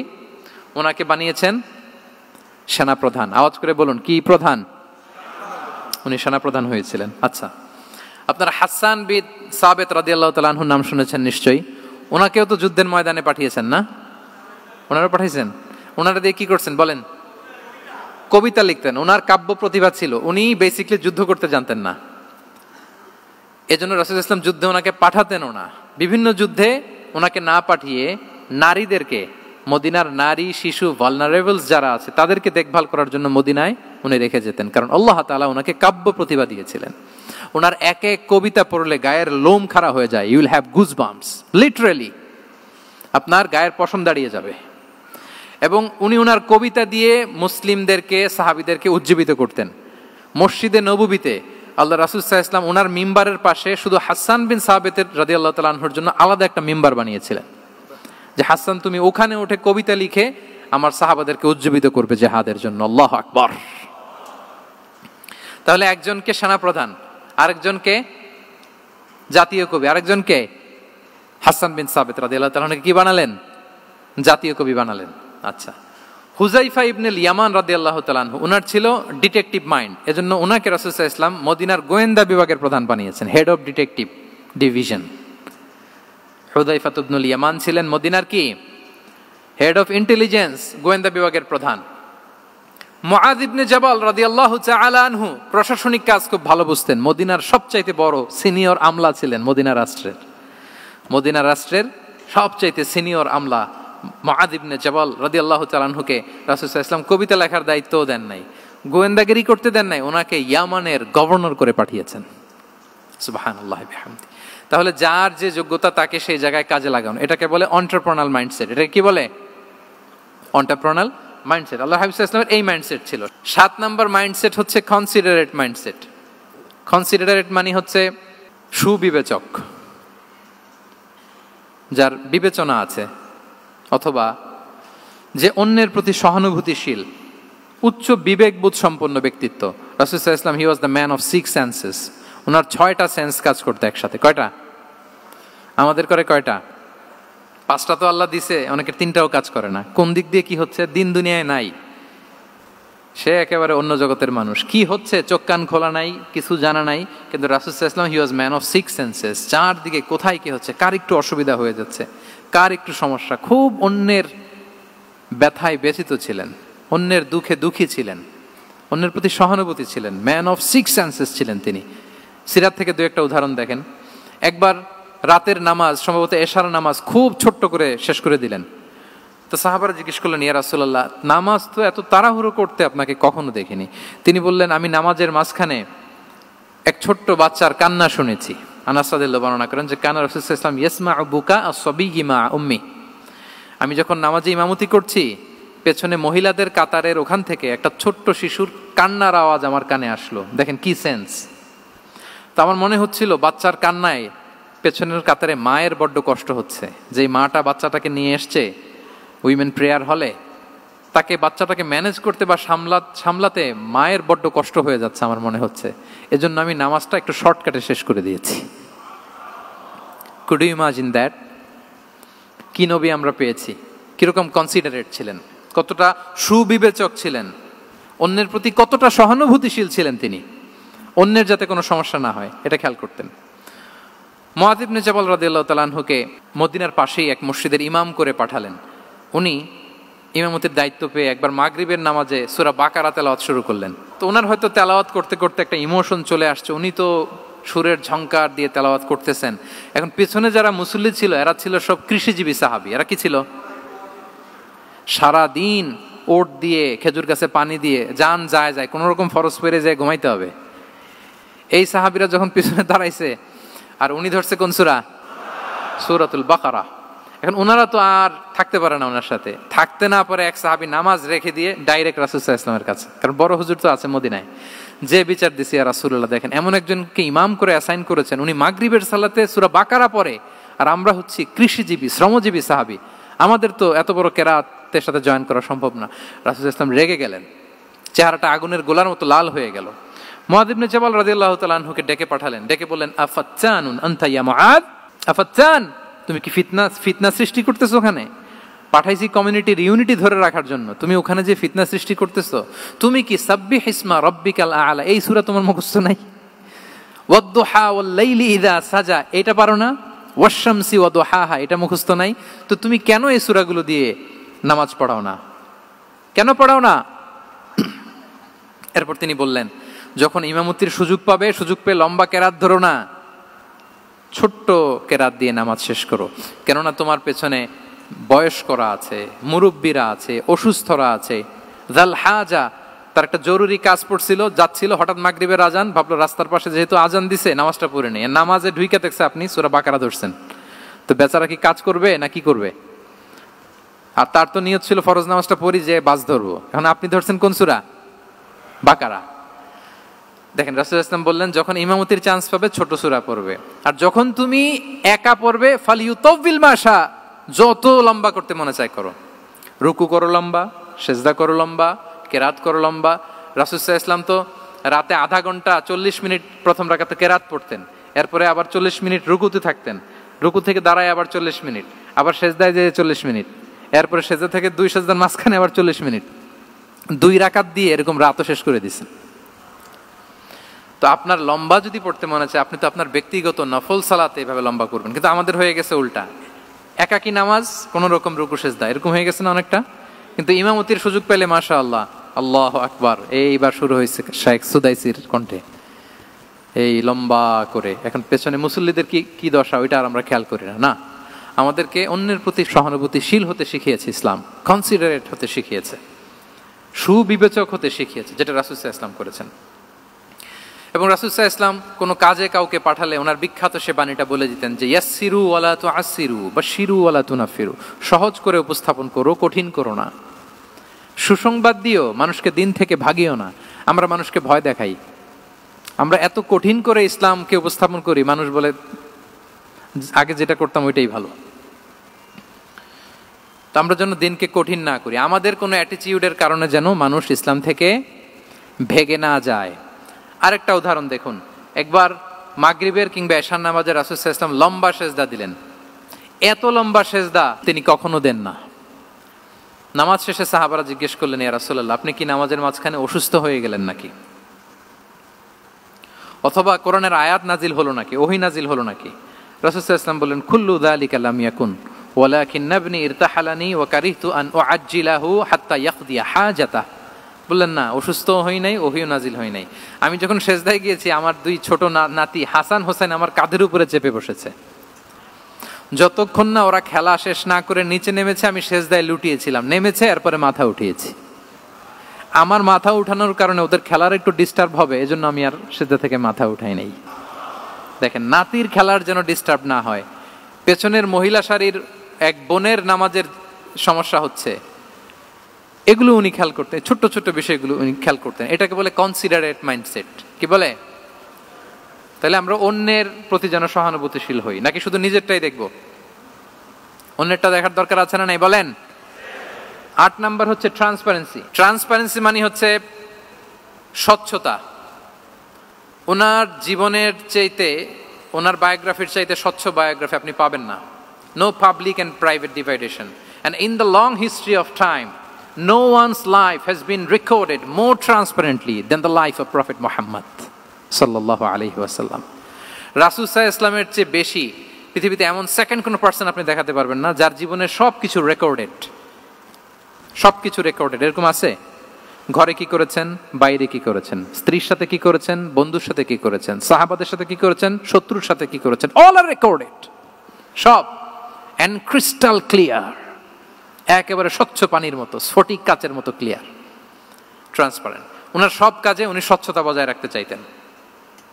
কতটা স্বচ্ছ ছিলেন একটা মজার ঘটনা শোনায় আপনাদেরকে। সহিহ বুখারীতে এসেছে, রমাদানের শেষ 10 দিন, দ্য লাস্ট 10 days অফ রমাদানে তিনি ইতিকাফ করতেন। তো ইতিকাফ অবস্থায় স্ত্রীরা এসে রাতে দেখা করে যেত, জরুরি কথা আলাপ থাকলে সেরে যেত। একবার রাতে সফিয়া বিনতে হুয়াই ইবনে আখতাব রাদিয়াল্লাহু তাআলা আনহা আসলেন, ওনার স্ত্রী। কথা হলো এবার ওনাকে একটু এগিয়ে দিবেন। মসজিদ থেকে রাসূল ইসলাম বারান্দার দিকে পাশ দিয়ে আসলেন এগিয়ে দেওয়ার জন্য। ইন দ্য মিন টাইম হঠাৎ দুইজন আনসারি সাহাবী পাশ দিয়ে হেঁটে যাচ্ছেন। রাসূল সাল্লাল্লাহু আলাইহি ওয়াসাল্লাম আম্মাজানকে বিদায় দিবেন এখানে। হঠাৎ করে তিনি আওয়াজ করে বললেন, আলা রিসলিকুমা, এই দাঁড়াও। ওই সাহাবী দুইজন রাসূল সাল্লাল্লাহু আলাইহি ওয়াসাল্লামের সাথে কে ওটা টের পায় নাই, বুঝতে পারে নাই। বোরকায় আবৃত কোন এক নারী দেখে রাসূল আর ওই নারীকে দেখে তারা আরো দ্রুত গতিতে হাঁটতে শুরু করে দিচ্ছে, আমরা চলে যাই এখান থেকে। দেখেন, রাসূল সাল্লাল্লাহু আলাইহি ওয়াসাল্লাম নিজের অবস্থানকে ট্রান্সপারেন্ট করার জন্য বললেন, আলা রিসলিকুমা, দাঁড়াও। দাঁড়ালেন। তখন রাসূল সাল্লাল্লাহু আলাইহি ওয়াসাল্লাম বললেন যে, ইন্নাহা উম্মুকুম সফিয়া, আমার পাশে যাকে দেখতে পাচ্ছ বলে দেয়া ভালো যে সে কিন্তু অন্য কোনো নারী নয়, সে তোমাদের মা উম্মুল মুমিনিন সফিয়া। সাহাবারা বলে, সুবহানাল্লাহ ইয়া রাসূলুল্লাহ, ইয়া রাসূলুল্লাহ, এ কেমন কথা? আপনি কেন আমাদের কাছে জবাবদিহি করতে যাচ্ছেন বা ক্লারিফাই করছেন? আপনার পাশে কোনো নারী এত রাতে যদি দাঁড়িয়ে থাকে, তিনি তো আমাদের মাদের মধ্যে থেকেই তো একজন হবেন, কেন আপনি বলতেছেন? তখন রাসূল সাল্লাল্লাহু আলাইহি ওয়াসাল্লাম বললেন যে, না, ইন্না শাইতানা ইয়াজরি মিনাল ইনসানি মাজরাদ দাম, শয়তান মানুষের রগে রগে চলাচল করে। ওয়া ইন্নী খাশিতু আই ইউকযিফা ফি কুলুবিকুমা শাররান, আরেক বর্ণনায় আছে শাইআন, আমার ভয় হয় হয়তো শয়তান কোনো সন্দেহের উদ্রেক তোমাদের হৃদয়ে ঢুকায় দিতে পারে। সুবহানাল্লাহ। এজন্য আমি ক্লিয়ার করে দিলাম, এটা আমার বউ, আমার স্ত্রী, তোমাদের মা সফিয়া। দুজন সাহাবী যদি চলে যায়, এমন হতেই পারতো বাড়িতে যে একজন আরেকজনকে জিজ্ঞেস করতে পারতো যে, আচ্ছা নবীর পাশে যে কালো বোরকা পরা মহিলাটা ছিল দেখছো না, এটা কে? তখন একজন হয়তো বলতো, কে আর হবে, আমাদের মাই তো হবে, কোনো এক মা। আরেকজন বলবে, আমাদের উম্মুল মুমিনিনের কেউ ছিল নাকি অন্য কেউ? এরকম একটা হুট করে সন্দেহের উদ্রেক মাথায় আসতে পারে না যে ওনার স্ত্রী ছিল না অন্য কেউ ছিল? আসতে পারে কি পারে না বলেন? ওই সন্দেহের অবকাশটুকু রাসূল সাল্লাল্লাহু আলাইহি ওয়াসাল্লাম রাখেন নাই। উনি বলে দিলেন যে, এটা তোমাদের মা, এটা সফিয়া। এই সন্দেহের অবকাশের কোনো সুযোগ নাই। তাহলে রাসূল সাল্লাল্লাহু আলাইহি ওয়াসাল্লামের পুরো লাইফ ছিল ট্রান্সপারেন্ট, একেবারে স্বচ্ছ। তাহলে রাসূল সাল্লাল্লাহু আলাইহি ওয়াসাল্লামের লাইফ তিনি কত স্বচ্ছতার সাথে কাটিয়েছেন, এটা ক্লিয়ার না আমাদের সাথে?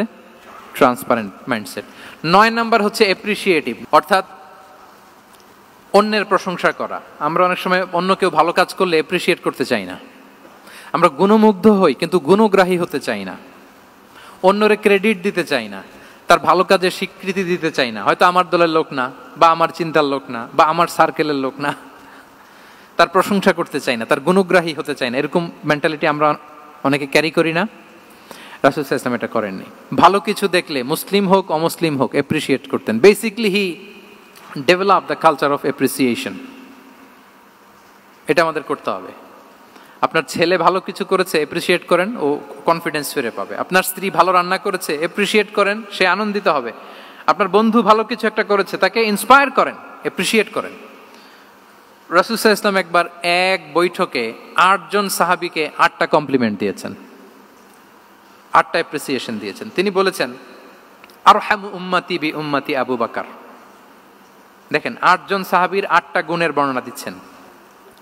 তিনি বললেন আমার উম্মতের মধ্যে সবচাইতে রহম দিলের সাহাবী হচ্ছে কে? আবু বকর রাদিয়াল্লাহু তাআলা। এত রহম দিলের ছিলেন, উনি যখন আল্লাহ রাসূল সাল্লাল্লাহু আলাইহি ওয়াসাল্লামের ইন্তেকালের পরে মসজিদে নববীতে যখন নামাজে দাঁড়াতেন, কান্নার চোটে উনি কেরাতই পড়তে পারতেন না। কমপ্লেন করতো সাহাবারা যে আমরা তো কেরাত বুঝি না, একটু স্পষ্ট করে পড়েন, কান্না একটু থামান। কেন কাঁদতেন? কারণ উনি যখন নামাজে দাঁড়াতেন ওনার ফিলিংসটা হতো এরকম যে কাইফা আকুমু মাকামা রাসূলিল্লাহ, আমি রাসূলের জায়গায় কিভাবে দাঁড়াই? এখানে তো আমার রাসূল দাঁড়িয়ে ইমামতি করেছেন, আমি নবীর জায়গায় দাঁড়িয়ে কিভাবে নামাজটা পড়াই? এই অনুভব থেকে উনি যে কাঁদতে শুরু করতেন, এই কান্নার ধাক্কায় উনি আর তেলাওয়াতই আগাতে পারতেন না। আরহামু উম্মতি বি উম্মতি আবু বকর। আমার উম্মতের মধ্যে সবচাইতে রহম দিলের হচ্ছেন আবু বকর। ও আসাদ্দুহুম ফি আমরিল্লাহি উমর। দেখেন প্রশংসা করতেছেন। আর আমার উম্মতের মধ্যে আল্লাহর দিন বাস্তবায়নে সবচাইতে কঠোর হচ্ছে ওমর। মুনাফিকরা ওনাকে জমের মতো ভয় পেত, ইভেন শয়তান ভয় পেত। রাসূল সাল্লাল্লাহু আলাইহি ওয়াসাল্লাম বলেন ওমর, তুমি যদি এই রাস্তা দিয়ে হাঁটো, শয়তান যদি দেখতে পায়, শয়তান এই রাস্তা রেখে দিয়ে অন্য কোনো রাস্তা থাকলে ওইটা দিয়ে হাঁটে। সুবহানাল্লাহি বিহামদি। আমাদের অনেক সময় এমন হয় না যে আমাদের বাচ্চারা ছেলেমেয়েরা খেতে চায় না, আমাদের নাতি নাতনিরা খেতে চায় না, মায়েরা খাবার নিয়ে পেছনে পেছনে ঘুরে, আর তখন ভয় দেখায় এই রাত্রিবেলা তাড়াতাড়ি খাও, ওই যে বাঘ আসবে বাঘ, বিড়াল আসবে বিড়াল, তাড়াতাড়ি না খেলে কিন্তু ভূত আসবে ভূত। এরকম বলেন আপনারা? বলেন না? এই দায়িত্ব তো আপনাদের কাঁধে থাকে না? তো ওই যে আমাদের বোনরা বলতে পারবে, বোনরা খাবার নিয়ে ঠিকই রাত্রিবেলায় বাচ্চাদের পেছনে পেছনে এরকম দৌড়াতে হয়। তো কি বলতে হয় যে এই ভূত আসলো ভূত, ওই যে বিড়াল আসলো বিড়াল, কুকুর আসলো, এইগুলো বললে বাচ্চারা আবার ভয় পায়, তাড়াতাড়ি করে খায়। তো মদিনাতেও মদিনার বাচ্চারা খেতে চাইতো না। তো খেতে না চাইলে মায়েরা ভূত আসতেছে ভাল্লুক আসতেছে এগুলো না বলে বলতো হা হুয়া ইয়াতি উমর, ইয়াতি উমর, তাড়াতাড়ি খাও তাড়াতাড়ি খাও, ওই যে ওমর আসতেছে ওমর। সুবহানাল্লাহি বিহামদি। ওয়া আশাদ্দুহুম ফি আমরিল্লাহি উমর। আল্লাহর দিন বাস্তবায়নে সবচেয়ে কঠোর ছিলেন ওমর রাদিয়াল্লাহু তাআলা আনহু। ওয়া আসদাকুহুম হায়াআন উসমান। সবচেয়ে লাজুক সাহাবী ছিলেন উসমান রাদিয়াল্লাহু তাআলা আনহু। শুধু অর্থ বলে যাই। ওয়া আকরাউহুম লিকিতাবিল্লাহি উবাই ইবনে কাব। সবচেয়ে কোরআনের ভালো কেরাত পড়তে পারতেন উবাই ইবনে কাব। আফরাদুহুম যায়েদ ইবনে সাবিত। উত্তরাধিকার বন্টনের নীতিমালা ফারায়েজের জ্ঞান ছিল যায়েদ ইবনে সাবিত রাদিয়াল্লাহু তাআলা। ওয়া আ'লামুহুম বিল হালালি ওয়াল হারামি মুআদ ইবনে জাবাল। এই উম্মতের হালাল হারামের স্পেশালিস্ট সাহাবী হচ্ছেন মুআদ ইবনে জাবাল। আলা ওয়া ইন্না লিকুল্লি উম্মাতিন আমিনান ওয়া আমিনা হাদিহিল উম্মাহ আবু উবাইদা ইবনুল জাররাহ। সব উম্মতের একজন বিশ্বস্ত লোক থাকে, এই উম্মতের সবচাইতে বিশ্বস্ত লোক হচ্ছে আবু উবাইদা ইবনুল জাররাহ। দেখেন 8 জন সাহাবীর 8টা গুণের কথা বললেন। আচ্ছা, রাসূল সাল্লাল্লাহু আলাইহি ওয়াসাল্লাম যখন সাহাবীদের প্রশংসা করেছেন, ওই সাহাবীদের কেমন লেগেছে বলেন তো? ফিলিংসটা ভালো লেগেছে না? হৃদয়ে জুড়িয়েছে, ইন্সপায়ার্ড হয়েছেন, মোটিভেটেড হয়েছেন। সাহাবীদের মধ্যে সবচাইতে সুরেলা গলার কণ্ঠের অধিকারী ছিলেন আবু মুসা আল-আশআরী রাদিয়াল্লাহু তাআলা আনহু।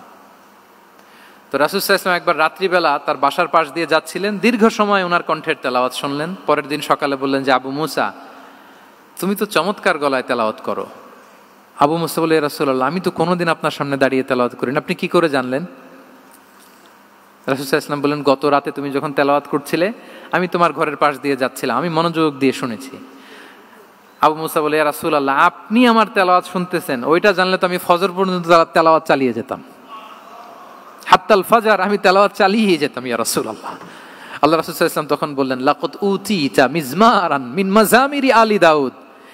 হে আবু মুসা, দাউদ আলাইহিস সালামের গলায় আল্লাহ তাআলা যেমনি সুরের ঝংকার দিয়েছেন, এই উম্মতের মধ্যে তোমার গলায় আল্লাহ সেই সুরের লহরী ঢেলে দিয়েছে। বলেন এই অ্যাপ্রিসিয়েশন যখন রাসূলের মুখ থেকে পাইলো কেমন লাগবে ওনার?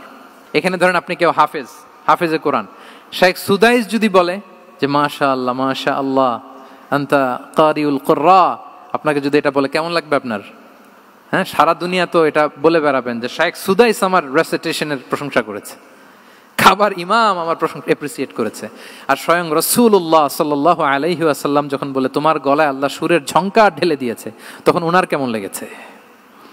এজন্য আপনার ছেলে মেয়ে স্ত্রী বন্ধু আপনার সার্কেলের কেউ কোনো ভালো কাজ করলে কৃপণতা করবেন না, অ্যাপ্রিসিয়েট করুন। রাসূল সাল্লাল্লাহু আলাইহি ওয়াসাল্লাম অ্যাপ্রিসিয়েশন আমাদেরকে শিখিয়েছেন। ইভেন মুখাইরেক নামে এক ইহুদি ছিল, মদিনার সব ইহুদিরা বিট্রে করেছে, কিন্তু এই মুখাইরেক নামে এক ইহুদি উহুদের যুদ্ধে মুসলিমদের পক্ষে লড়াই করে নিহত হয়েছে, সে তার কথা রেখেছে। মুসলিম সাহাবীদের শহীদদের লাশের সাথে যখন এই ইহুদি তার লাশও আনা হলো, রাসূল সাল্লাল্লাহু আলাইহি ওয়াসাল্লাম তার দিকে তাকায় বললেন, মুখাইরিক খায়রু ইয়াহুদ, Mukhairiq is the best among Jewish. তিনি বললেন মুখাইরিক, এই পৃথিবীতে যত ইহুদি আছে এখানকার ইহুদিদের মধ্যে মুখাইরিক হচ্ছে সবচেয়ে শ্রেষ্ঠ ইহুদি। দেখেন মুখাইরিক কোন ধর্মের ছিলেন? মুসলিম নাকি? কোন ধর্মের? ইহুদি হওয়ার পরেও তাকে এপ্রিসিয়েশন করতে রাসূল সাল্লাল্লাহু আলাইহি ওয়াসাল্লাম ভুলেন নাই। তাহলে আমরা যেন এপ্রিসিয়েটিভ মাইন্ডসেটের অধিকারী হই। 10 নম্বরে হচ্ছে ফ্লেক্সিবল, মানে কোনো বিষয়ে খুব অনড় হয়ে থাকা, এটা রাসূল সাল্লাল্লাহু আলাইহি ওয়াসাল্লাম ছিলেন না, ফ্লেক্সিবল ছিলেন।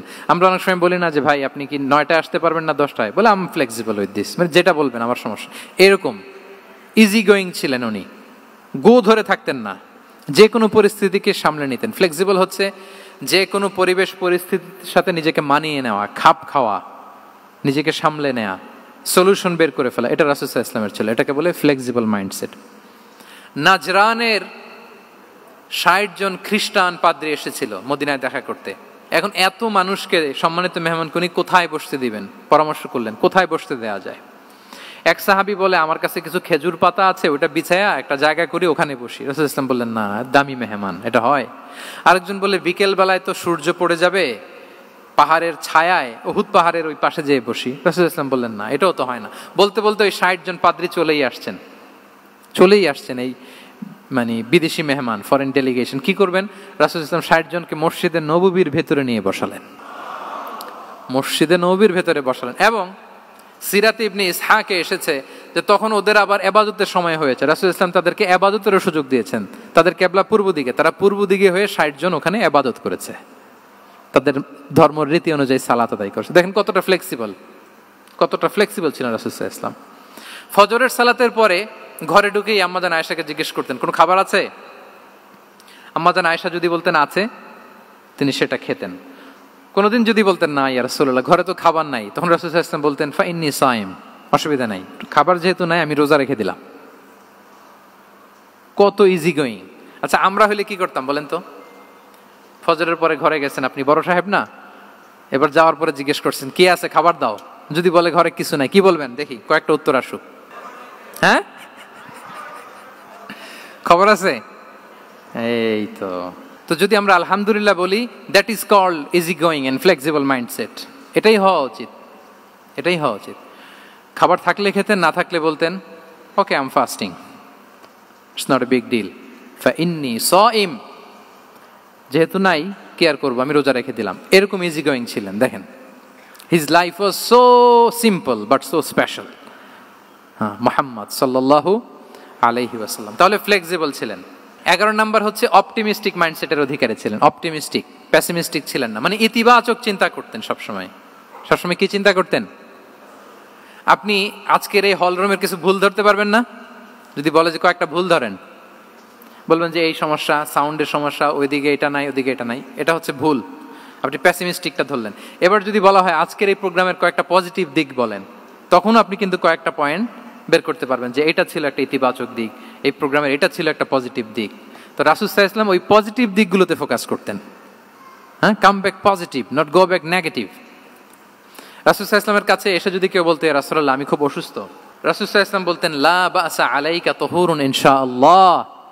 ইয়া রাসূলুল্লাহ আমি অসুস্থ, রাসূল সাল্লাল্লাহু আলাইহি ওয়াসাল্লাম বলতেন আরে don't worry, it will cleanse up you from your sins if আল্লাহ উইশ, ইনশাআল্লাহ এতে তোমার যে গুনাহ টুনা আছে, পাপ আছে, এই পাপগুলোকে আল্লাহ তাআলা এই অসুস্থতা দিয়ে মোচন করে দিচ্ছেন। পড়েন সুবহানাল্লাহ। তাহলে আপনি অসুস্থতার মধ্যে একটু হালকা হইলেন না যে জ্বরে ভুগতেছি, কিন্তু এই জ্বরে নাকি আমার গুনাহ মাফ হয়ে যায়। পেটের ব্যথায় আক্রান্ত, মাথা ব্যথায় আক্রান্ত, কিন্তু এটাতে নাকি আল্লাহ আমার পাপ মোচন করে দেয়, তাহলে একটু ভালো লাগবে না? তাহলে দেখেন একটা কঠিন পরিবেশকে রাসূল সাল্লাল্লাহু আলাইহি ওয়াসাল্লাম সহজ করতেন। অসুস্থ শুনলেই লা বাস তুহুরুন ইনশাআল্লাহ, আর কিছু হবে না, আল্লাহ তোমার গুনাহ মাফ করে দিচ্ছে। অসুস্থ ব্যক্তি দেখলেই মাথায় হাত দিয়ে দোয়া করতেন আল্লাহুম্মা রাব্বান নাস আযহিবিল বাস ইশফি আনতাশ শাফি লা শিফাআ ইল্লা শিফাউক শিফাআন লা ইগাদিরু সাকামা। উজ্জীবিত হয়ে যেত অসুস্থ ব্যক্তি। আমরা কি করি? কাউকে অসুস্থ দেখলে, রোগাক্রান্ত দেখলে, ওই রোগে সবচাইতে কষ্ট পেয়ে যে মারা গেছে তার ঘটনা বলা শুরু করি যে হায় রে ভাই আপনার ক্যান্সার, আমার এক খালা ছিল ক্যান্সারের 4th স্টেজে চলে গেছিল, 14টা কেমো দেয়া লাগছে, এই যে ফিরিস্তি একেবারে ওনার দাফন কাফন পর্যন্ত। এখন বলেন ওই লোক যাও সুস্থ ছিল, এখন আর সুস্থ থাকবে? কথা বলেন, থাকবে? একটা দিব্যি সুস্থ মানুষকে যদি আপনি বলেন ভাই আপনাকে দেখতে কেমন যেন একটু রোগা রোগা লাগতেছে, অসুস্থ নাকি? এরপরে প্ল্যান করে ধরেন আপনি বললেন, উনি আবার ওদিকে যাওয়ার পরে আরেকজনকে প্ল্যান করে বলতে বললেন, ও বললো ভাই ব্যাপার কি, চেহারাটা কেমন শুকনা শুকনা। এরকম 5 জন বলার পরে ওই বিকেলে কাঁথা গায়ে দিয়ে শুয়ে ফেলবে বিছানায়। তো আপনি অসুস্থ এমনি বানাই ফেলছেন। কিন্তু রাসূলুল্লাহ সাল্লাল্লাহু আলাইহি ওয়া আলিহি ওয়াসাল্লাম উনি বলতেন লাবাস লাবাস আলাইক তাহুরুন ইনশাআল্লাহ, আরে সুস্থ হয়ে যাবা। এজন্য দেখতে গেলে আপনি উৎসাহিত করবেন, বলবেন আরে ভাই আপনারা তো খুব সুস্থ লাগতেছে। কে বলছে আপনি অসুস্থ? অসুস্থতার কোনো ছোঁয়াই তো আপনার মধ্যে নাই। হ্যাঁ, you are looking very fine, চমৎকার লাগতেছে আপনার, কে বলছে? তো ভালো হয়ে যাচ্ছেন। এটা বললে উনি আশা পায়। আর আপনি যদি ওই রোগে সবচেয়ে কষ্ট পেয়ে যে মারা গেল, এই ঘটনা যদি ওনারে শোনান, উনি বাঁচবে বলেন? তাহলে আমরা মানুষকে উৎসাহিত করব, অপটিমিস্টিক হব, প্যাসিমিস্টিক হব না। এবার বলুন হুনাইনের যুদ্ধে, কুইজ, হুনাইনের যুদ্ধ কত হিজরিতে হয়েছিল? 8ম। হ্যাঁ, মাত্র 2-4 জন বলতেছে। আমাদের ওই যে হাসানা ফাউন্ডেশনের একটা সিরা অলিম্পিয়াড চলতেছে, এটাতে অংশগ্রহণ করতে হবে আপনাদের। আমরা প্রতিদিন একটা করে কুইজ জানান দিচ্ছি মানুষদেরকে, একেবারে সব মুখস্থ হয়ে যাবে ইনশাআল্লাহ। তাহলে 8ম হিজরিতে হাওয়াজিন বনু সাকিব গোত্রের বিশাল ব্যাটালিয়ন নিয়ে ওরা আসছে, এবং ওরা আসছে যে আমরা শুধু একা যাব না, আমাদের স্ত্রী বাচ্চা কাচ্চা, আমাদের যার ঘরে যত সম্পদ আছে সব নিয়ে মরুভূমিতে যাব। এটা নিয়ে যাব কেন?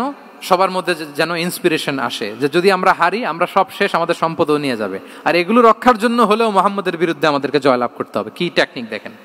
সব যখন নিয়ে দাঁড়াইছে বিশাল বাহিনী, এক সাহাবী এসে বলল ইয়া রাসূলুল্লাহ, কালকে তো আমাদের খবর আছে, এই বাহিনীকে আমরা কি করে পরাস্ত করব? ইয়া রাসূলুল্লাহ, এসে দেখুন, পাহাড় থেকে দেখুন কত বিশাল বাহিনী। রাসূল সাল্লাল্লাহু আলাইহি ওয়াসাল্লাম দেখা মাত্রই বললেন তিলকা গনিমাতুল মুসলিমিনা গাদান ইনশাআল্লাহ। আরবি যারা বুঝেন যে it will be the war booty for the Muslim community tomorrow ইনশাআল্লাহ। আরে এগুলো তো আমরা সব গনিমত আকারে ব্যাগে কইরা মদিনায় নিয়ে যাব। এই যুদ্ধে জয়লাভ করে যা আছে এগুলো উটে করে ওয়ার বুটি হিসেবে মদিনায় নিয়ে যাব। বলার সাথে সাথে সাহাবীদের সব ভয় দূর হয়ে গেল, আবার প্রাণ ফিরে পেলেন, সজীব হয়ে উঠলেন, উজ্জীবিত হলেন। তাহলে আমরা অপটিমিস্টিক হব, আমরা ইতিবাচক চিন্তা করব। এবং ইসলাম আল্লাহ তাআলার ব্যাপারেও আমাদেরকে ইতিবাচক ধারণা রাখতে উৎসাহিত করে। হাদিসে কুদসিতে আল্লাহ বলেন আনা ইনদা যান্নি আবিদি বি, আমার বান্দার নিকট আমি তেমন, আমার বান্দা আমার ব্যাপারে ঠিক যেমন ধারণা করে। আপনি যদি ধারণা করেন আল্লাহ দয়ালু, ঠিক আল্লাহ তাআলাকে দয়ালু পাবেন। এখন বলেন আল্লাহর ব্যাপারে কার ধারণা কেমন? আল্লাহ তাআলা খুব প্রতিশোধ পরায়ণ না? প্রচন্ড রাগী, আমাদের সবাইকে জাহান্নামে দেওয়ার জন্য বসে আছেন না? তাহলে কি ধারণা বলেন তো? তিনি দয়াময়, তিনি মেহেরবান, তিনি আমাদেরকে অবশ্যই ক্ষমা করবেন। এই বিশ্বাস আল্লাহর প্রতি আমাদের সবার আছে তো? এই বিশ্বাস যদি থাকে, ঠিকই আল্লাহ তাআলাকে রহমান রাহিম হিসেবেই আপনি পাবেন। লাস্ট হচ্ছে রেজিলিয়েন্ট। শেষ, I am going to conclude my speech today. Resilient হচ্ছে যাকে থামানো যায় না, আনস্টপেবল। সংকট কাটিয়ে ঘুরে দাঁড়ানোর সামর্থ্য যার থাকে তাকে বলে রেজিলিয়েন্ট। লেগে থাকার মানসিকতা, টিকে থাকার যোগ্যতা, সহজে হার না মানার যে অ্যাটিটিউড, এটাকে বলে রেজিলিয়েন্ট মাইন্ডসেট। রাসূল সাল্লাল্লাহু আলাইহি ওয়াসাল্লামকে আল্লাহ তাআলা এই মাইন্ডসেট দিয়েছিলেন। ওনাকে হারাইতে পারছে কেউ? জীবনের সাথে এটা সেট করে নেন যে আমি কখনো হারি না, আমি হয় জিতি নয় শিখি। আমি কখনো হয় জিতি নয় শিখি। এই মাইন্ডসেট যদি গ্রো করেন, আপনার হারাইতে পারবে কেউ? পারবে না। রাসূল সাল্লাল্লাহু আলাইহি ওয়াসাল্লাম he was unstoppable, having unbelievable সাবর। ধৈর্যের পাহাড় নিয়ে, আনস্টপেবল অ্যাটিটিউড নিয়ে তিনি শুধু সামনে গিয়েছেন, পেছনে যান নাই কখনো। সীমাহীন কষ্ট আর সংগ্রামের মধ্য দিয়ে গিয়েছেন, থামাতে পারে নাই ওনাকে কেউ পারে নাই। ইয়াতিম হিসেবে জন্মগ্রহণ করলেন, পৃথিবীর আলো দেখবার আগে বাবাকে হারালেন, ছোট বয়সে মাকে হারালেন, পরে দাদাকে হারালেন, এরপর চাচাকে হারালেন। শিয়াবে আবি তালেবে জেল খেটেছেন 3 বছর। Physical torture, mental torture, life threat, হত্যা করার ষড়যন্ত্র হয়েছে। আল্লাহ তাআলা বলেছেন আজ রাতে হিজরত করো। ব্ল্যাক ম্যাজিক করা হয়েছে। লাবিদ ইবনুল আসাম, এক ইহুদিদের মিত্র, ওনাকে ব্ল্যাক ম্যাজিক করেছে। মারার জন্য খাদ্যে বিষ মিশিয়ে দেওয়া হয়েছিল। বাজুর মাংস, খাসির বাজুর মাংস পছন্দ করতেন। খাইবারের এক ইহুদি নারী এই ছাগলের এই মাংসের মধ্যে বিষ দিয়েছিলেন। ইহুদিদের পক্ষ থেকে betray, treachery, conspiracy and what not, কি বাকি ছিল বলেন? ষড়যন্ত্রের এমন কোনো ধরন ছিল না যেটা তারা বাকি রেখেছে। কিন্তু রাসূল সাল্লাল্লাহু আলাইহি ওয়াসাল্লামকে কি থামানো গিয়েছিল? বলেন, থামানো গিয়েছিল? গোটা বিশ্বব্যাপী উনি ছড়িয়ে দিয়েছিলেন লা ইলাহা মুহাম্মাদুর, so nothing can stop him. আমাদের যে লক্ষ্য, ওই লক্ষ্য পানে আমরা পৌঁছবই, আমাদেরকে কোনো কিছু থামাতে পারবে না ইনশাআল্লাহ। বলেন, আমরা আমাদের লক্ষ্য পানে মানজালে মাকসাদে দৌড়ে দৌড়ে যাব। আমাদেরকে থামিয়ে দেয়া হলে আমরা হাঁটতে থাকব, সেখানে আমাদেরকে আঘাত করা হলে আমরা হামাগুড়ি দিয়ে সামনের দিকে যেতে থাকব, সেখানেও থামিয়ে দেওয়ার চেষ্টা করা হলে আমরা আমাদের মঞ্জিলে মাকসুদের দিকে অপলক নেত্রে চেয়ে থাকব। আমাদেরকে কেউ থামাতে পারবে? রেজিলিয়েন্ট, অনর, অটল, আনস্টপেবল, এই মাইন্ডসেটের অধিকারী ছিলেন। ফলেই তিনি লা ইলাহার বাণীকে গোটা বিশ্বে ছড়িয়ে দিতে পেরেছেন। তাহলে আমরা রেজিলিয়েন্ট হতে চাই কি চাই না বলেন? সম্মানিত শুধু মোট কয়টা মাইন্ডসেট জানলাম? 12টা। এগুলোকে আমরা নিজেদের মধ্যে ধারণ করতে পারবো ইনশাআল্লাহ। কারণ রাসূল সাল্লাল্লাহু আলাইহি ওয়াসাল্লাম আমাদের জন্য যা নিয়ে এসেছেন ওইটাই আমাদের আঁকড়ে ধরতে হবে। যেটা বারণ করেছেন ওইটা থেকে আমাদের দূরে থাকতে হবে। যে আয়াত দিয়ে শুরু করেছিলাম সূরা হাশরে, রমা আতাকুমুর রাসূলু ফাখুযুহু ওয়া মা নাহাকুম আনহু ফানতাহু। নবী যা এনেছে ধরো, নবী যা বারণ করেছে সেগুলো ছেড়ে দাও।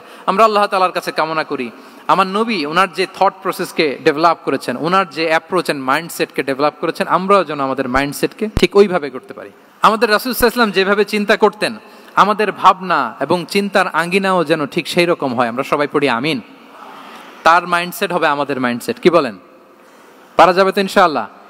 তাহলে কয়টা মাইন্ডসেটের কথা বলেছি? 1 নম্বরে কি ছিল?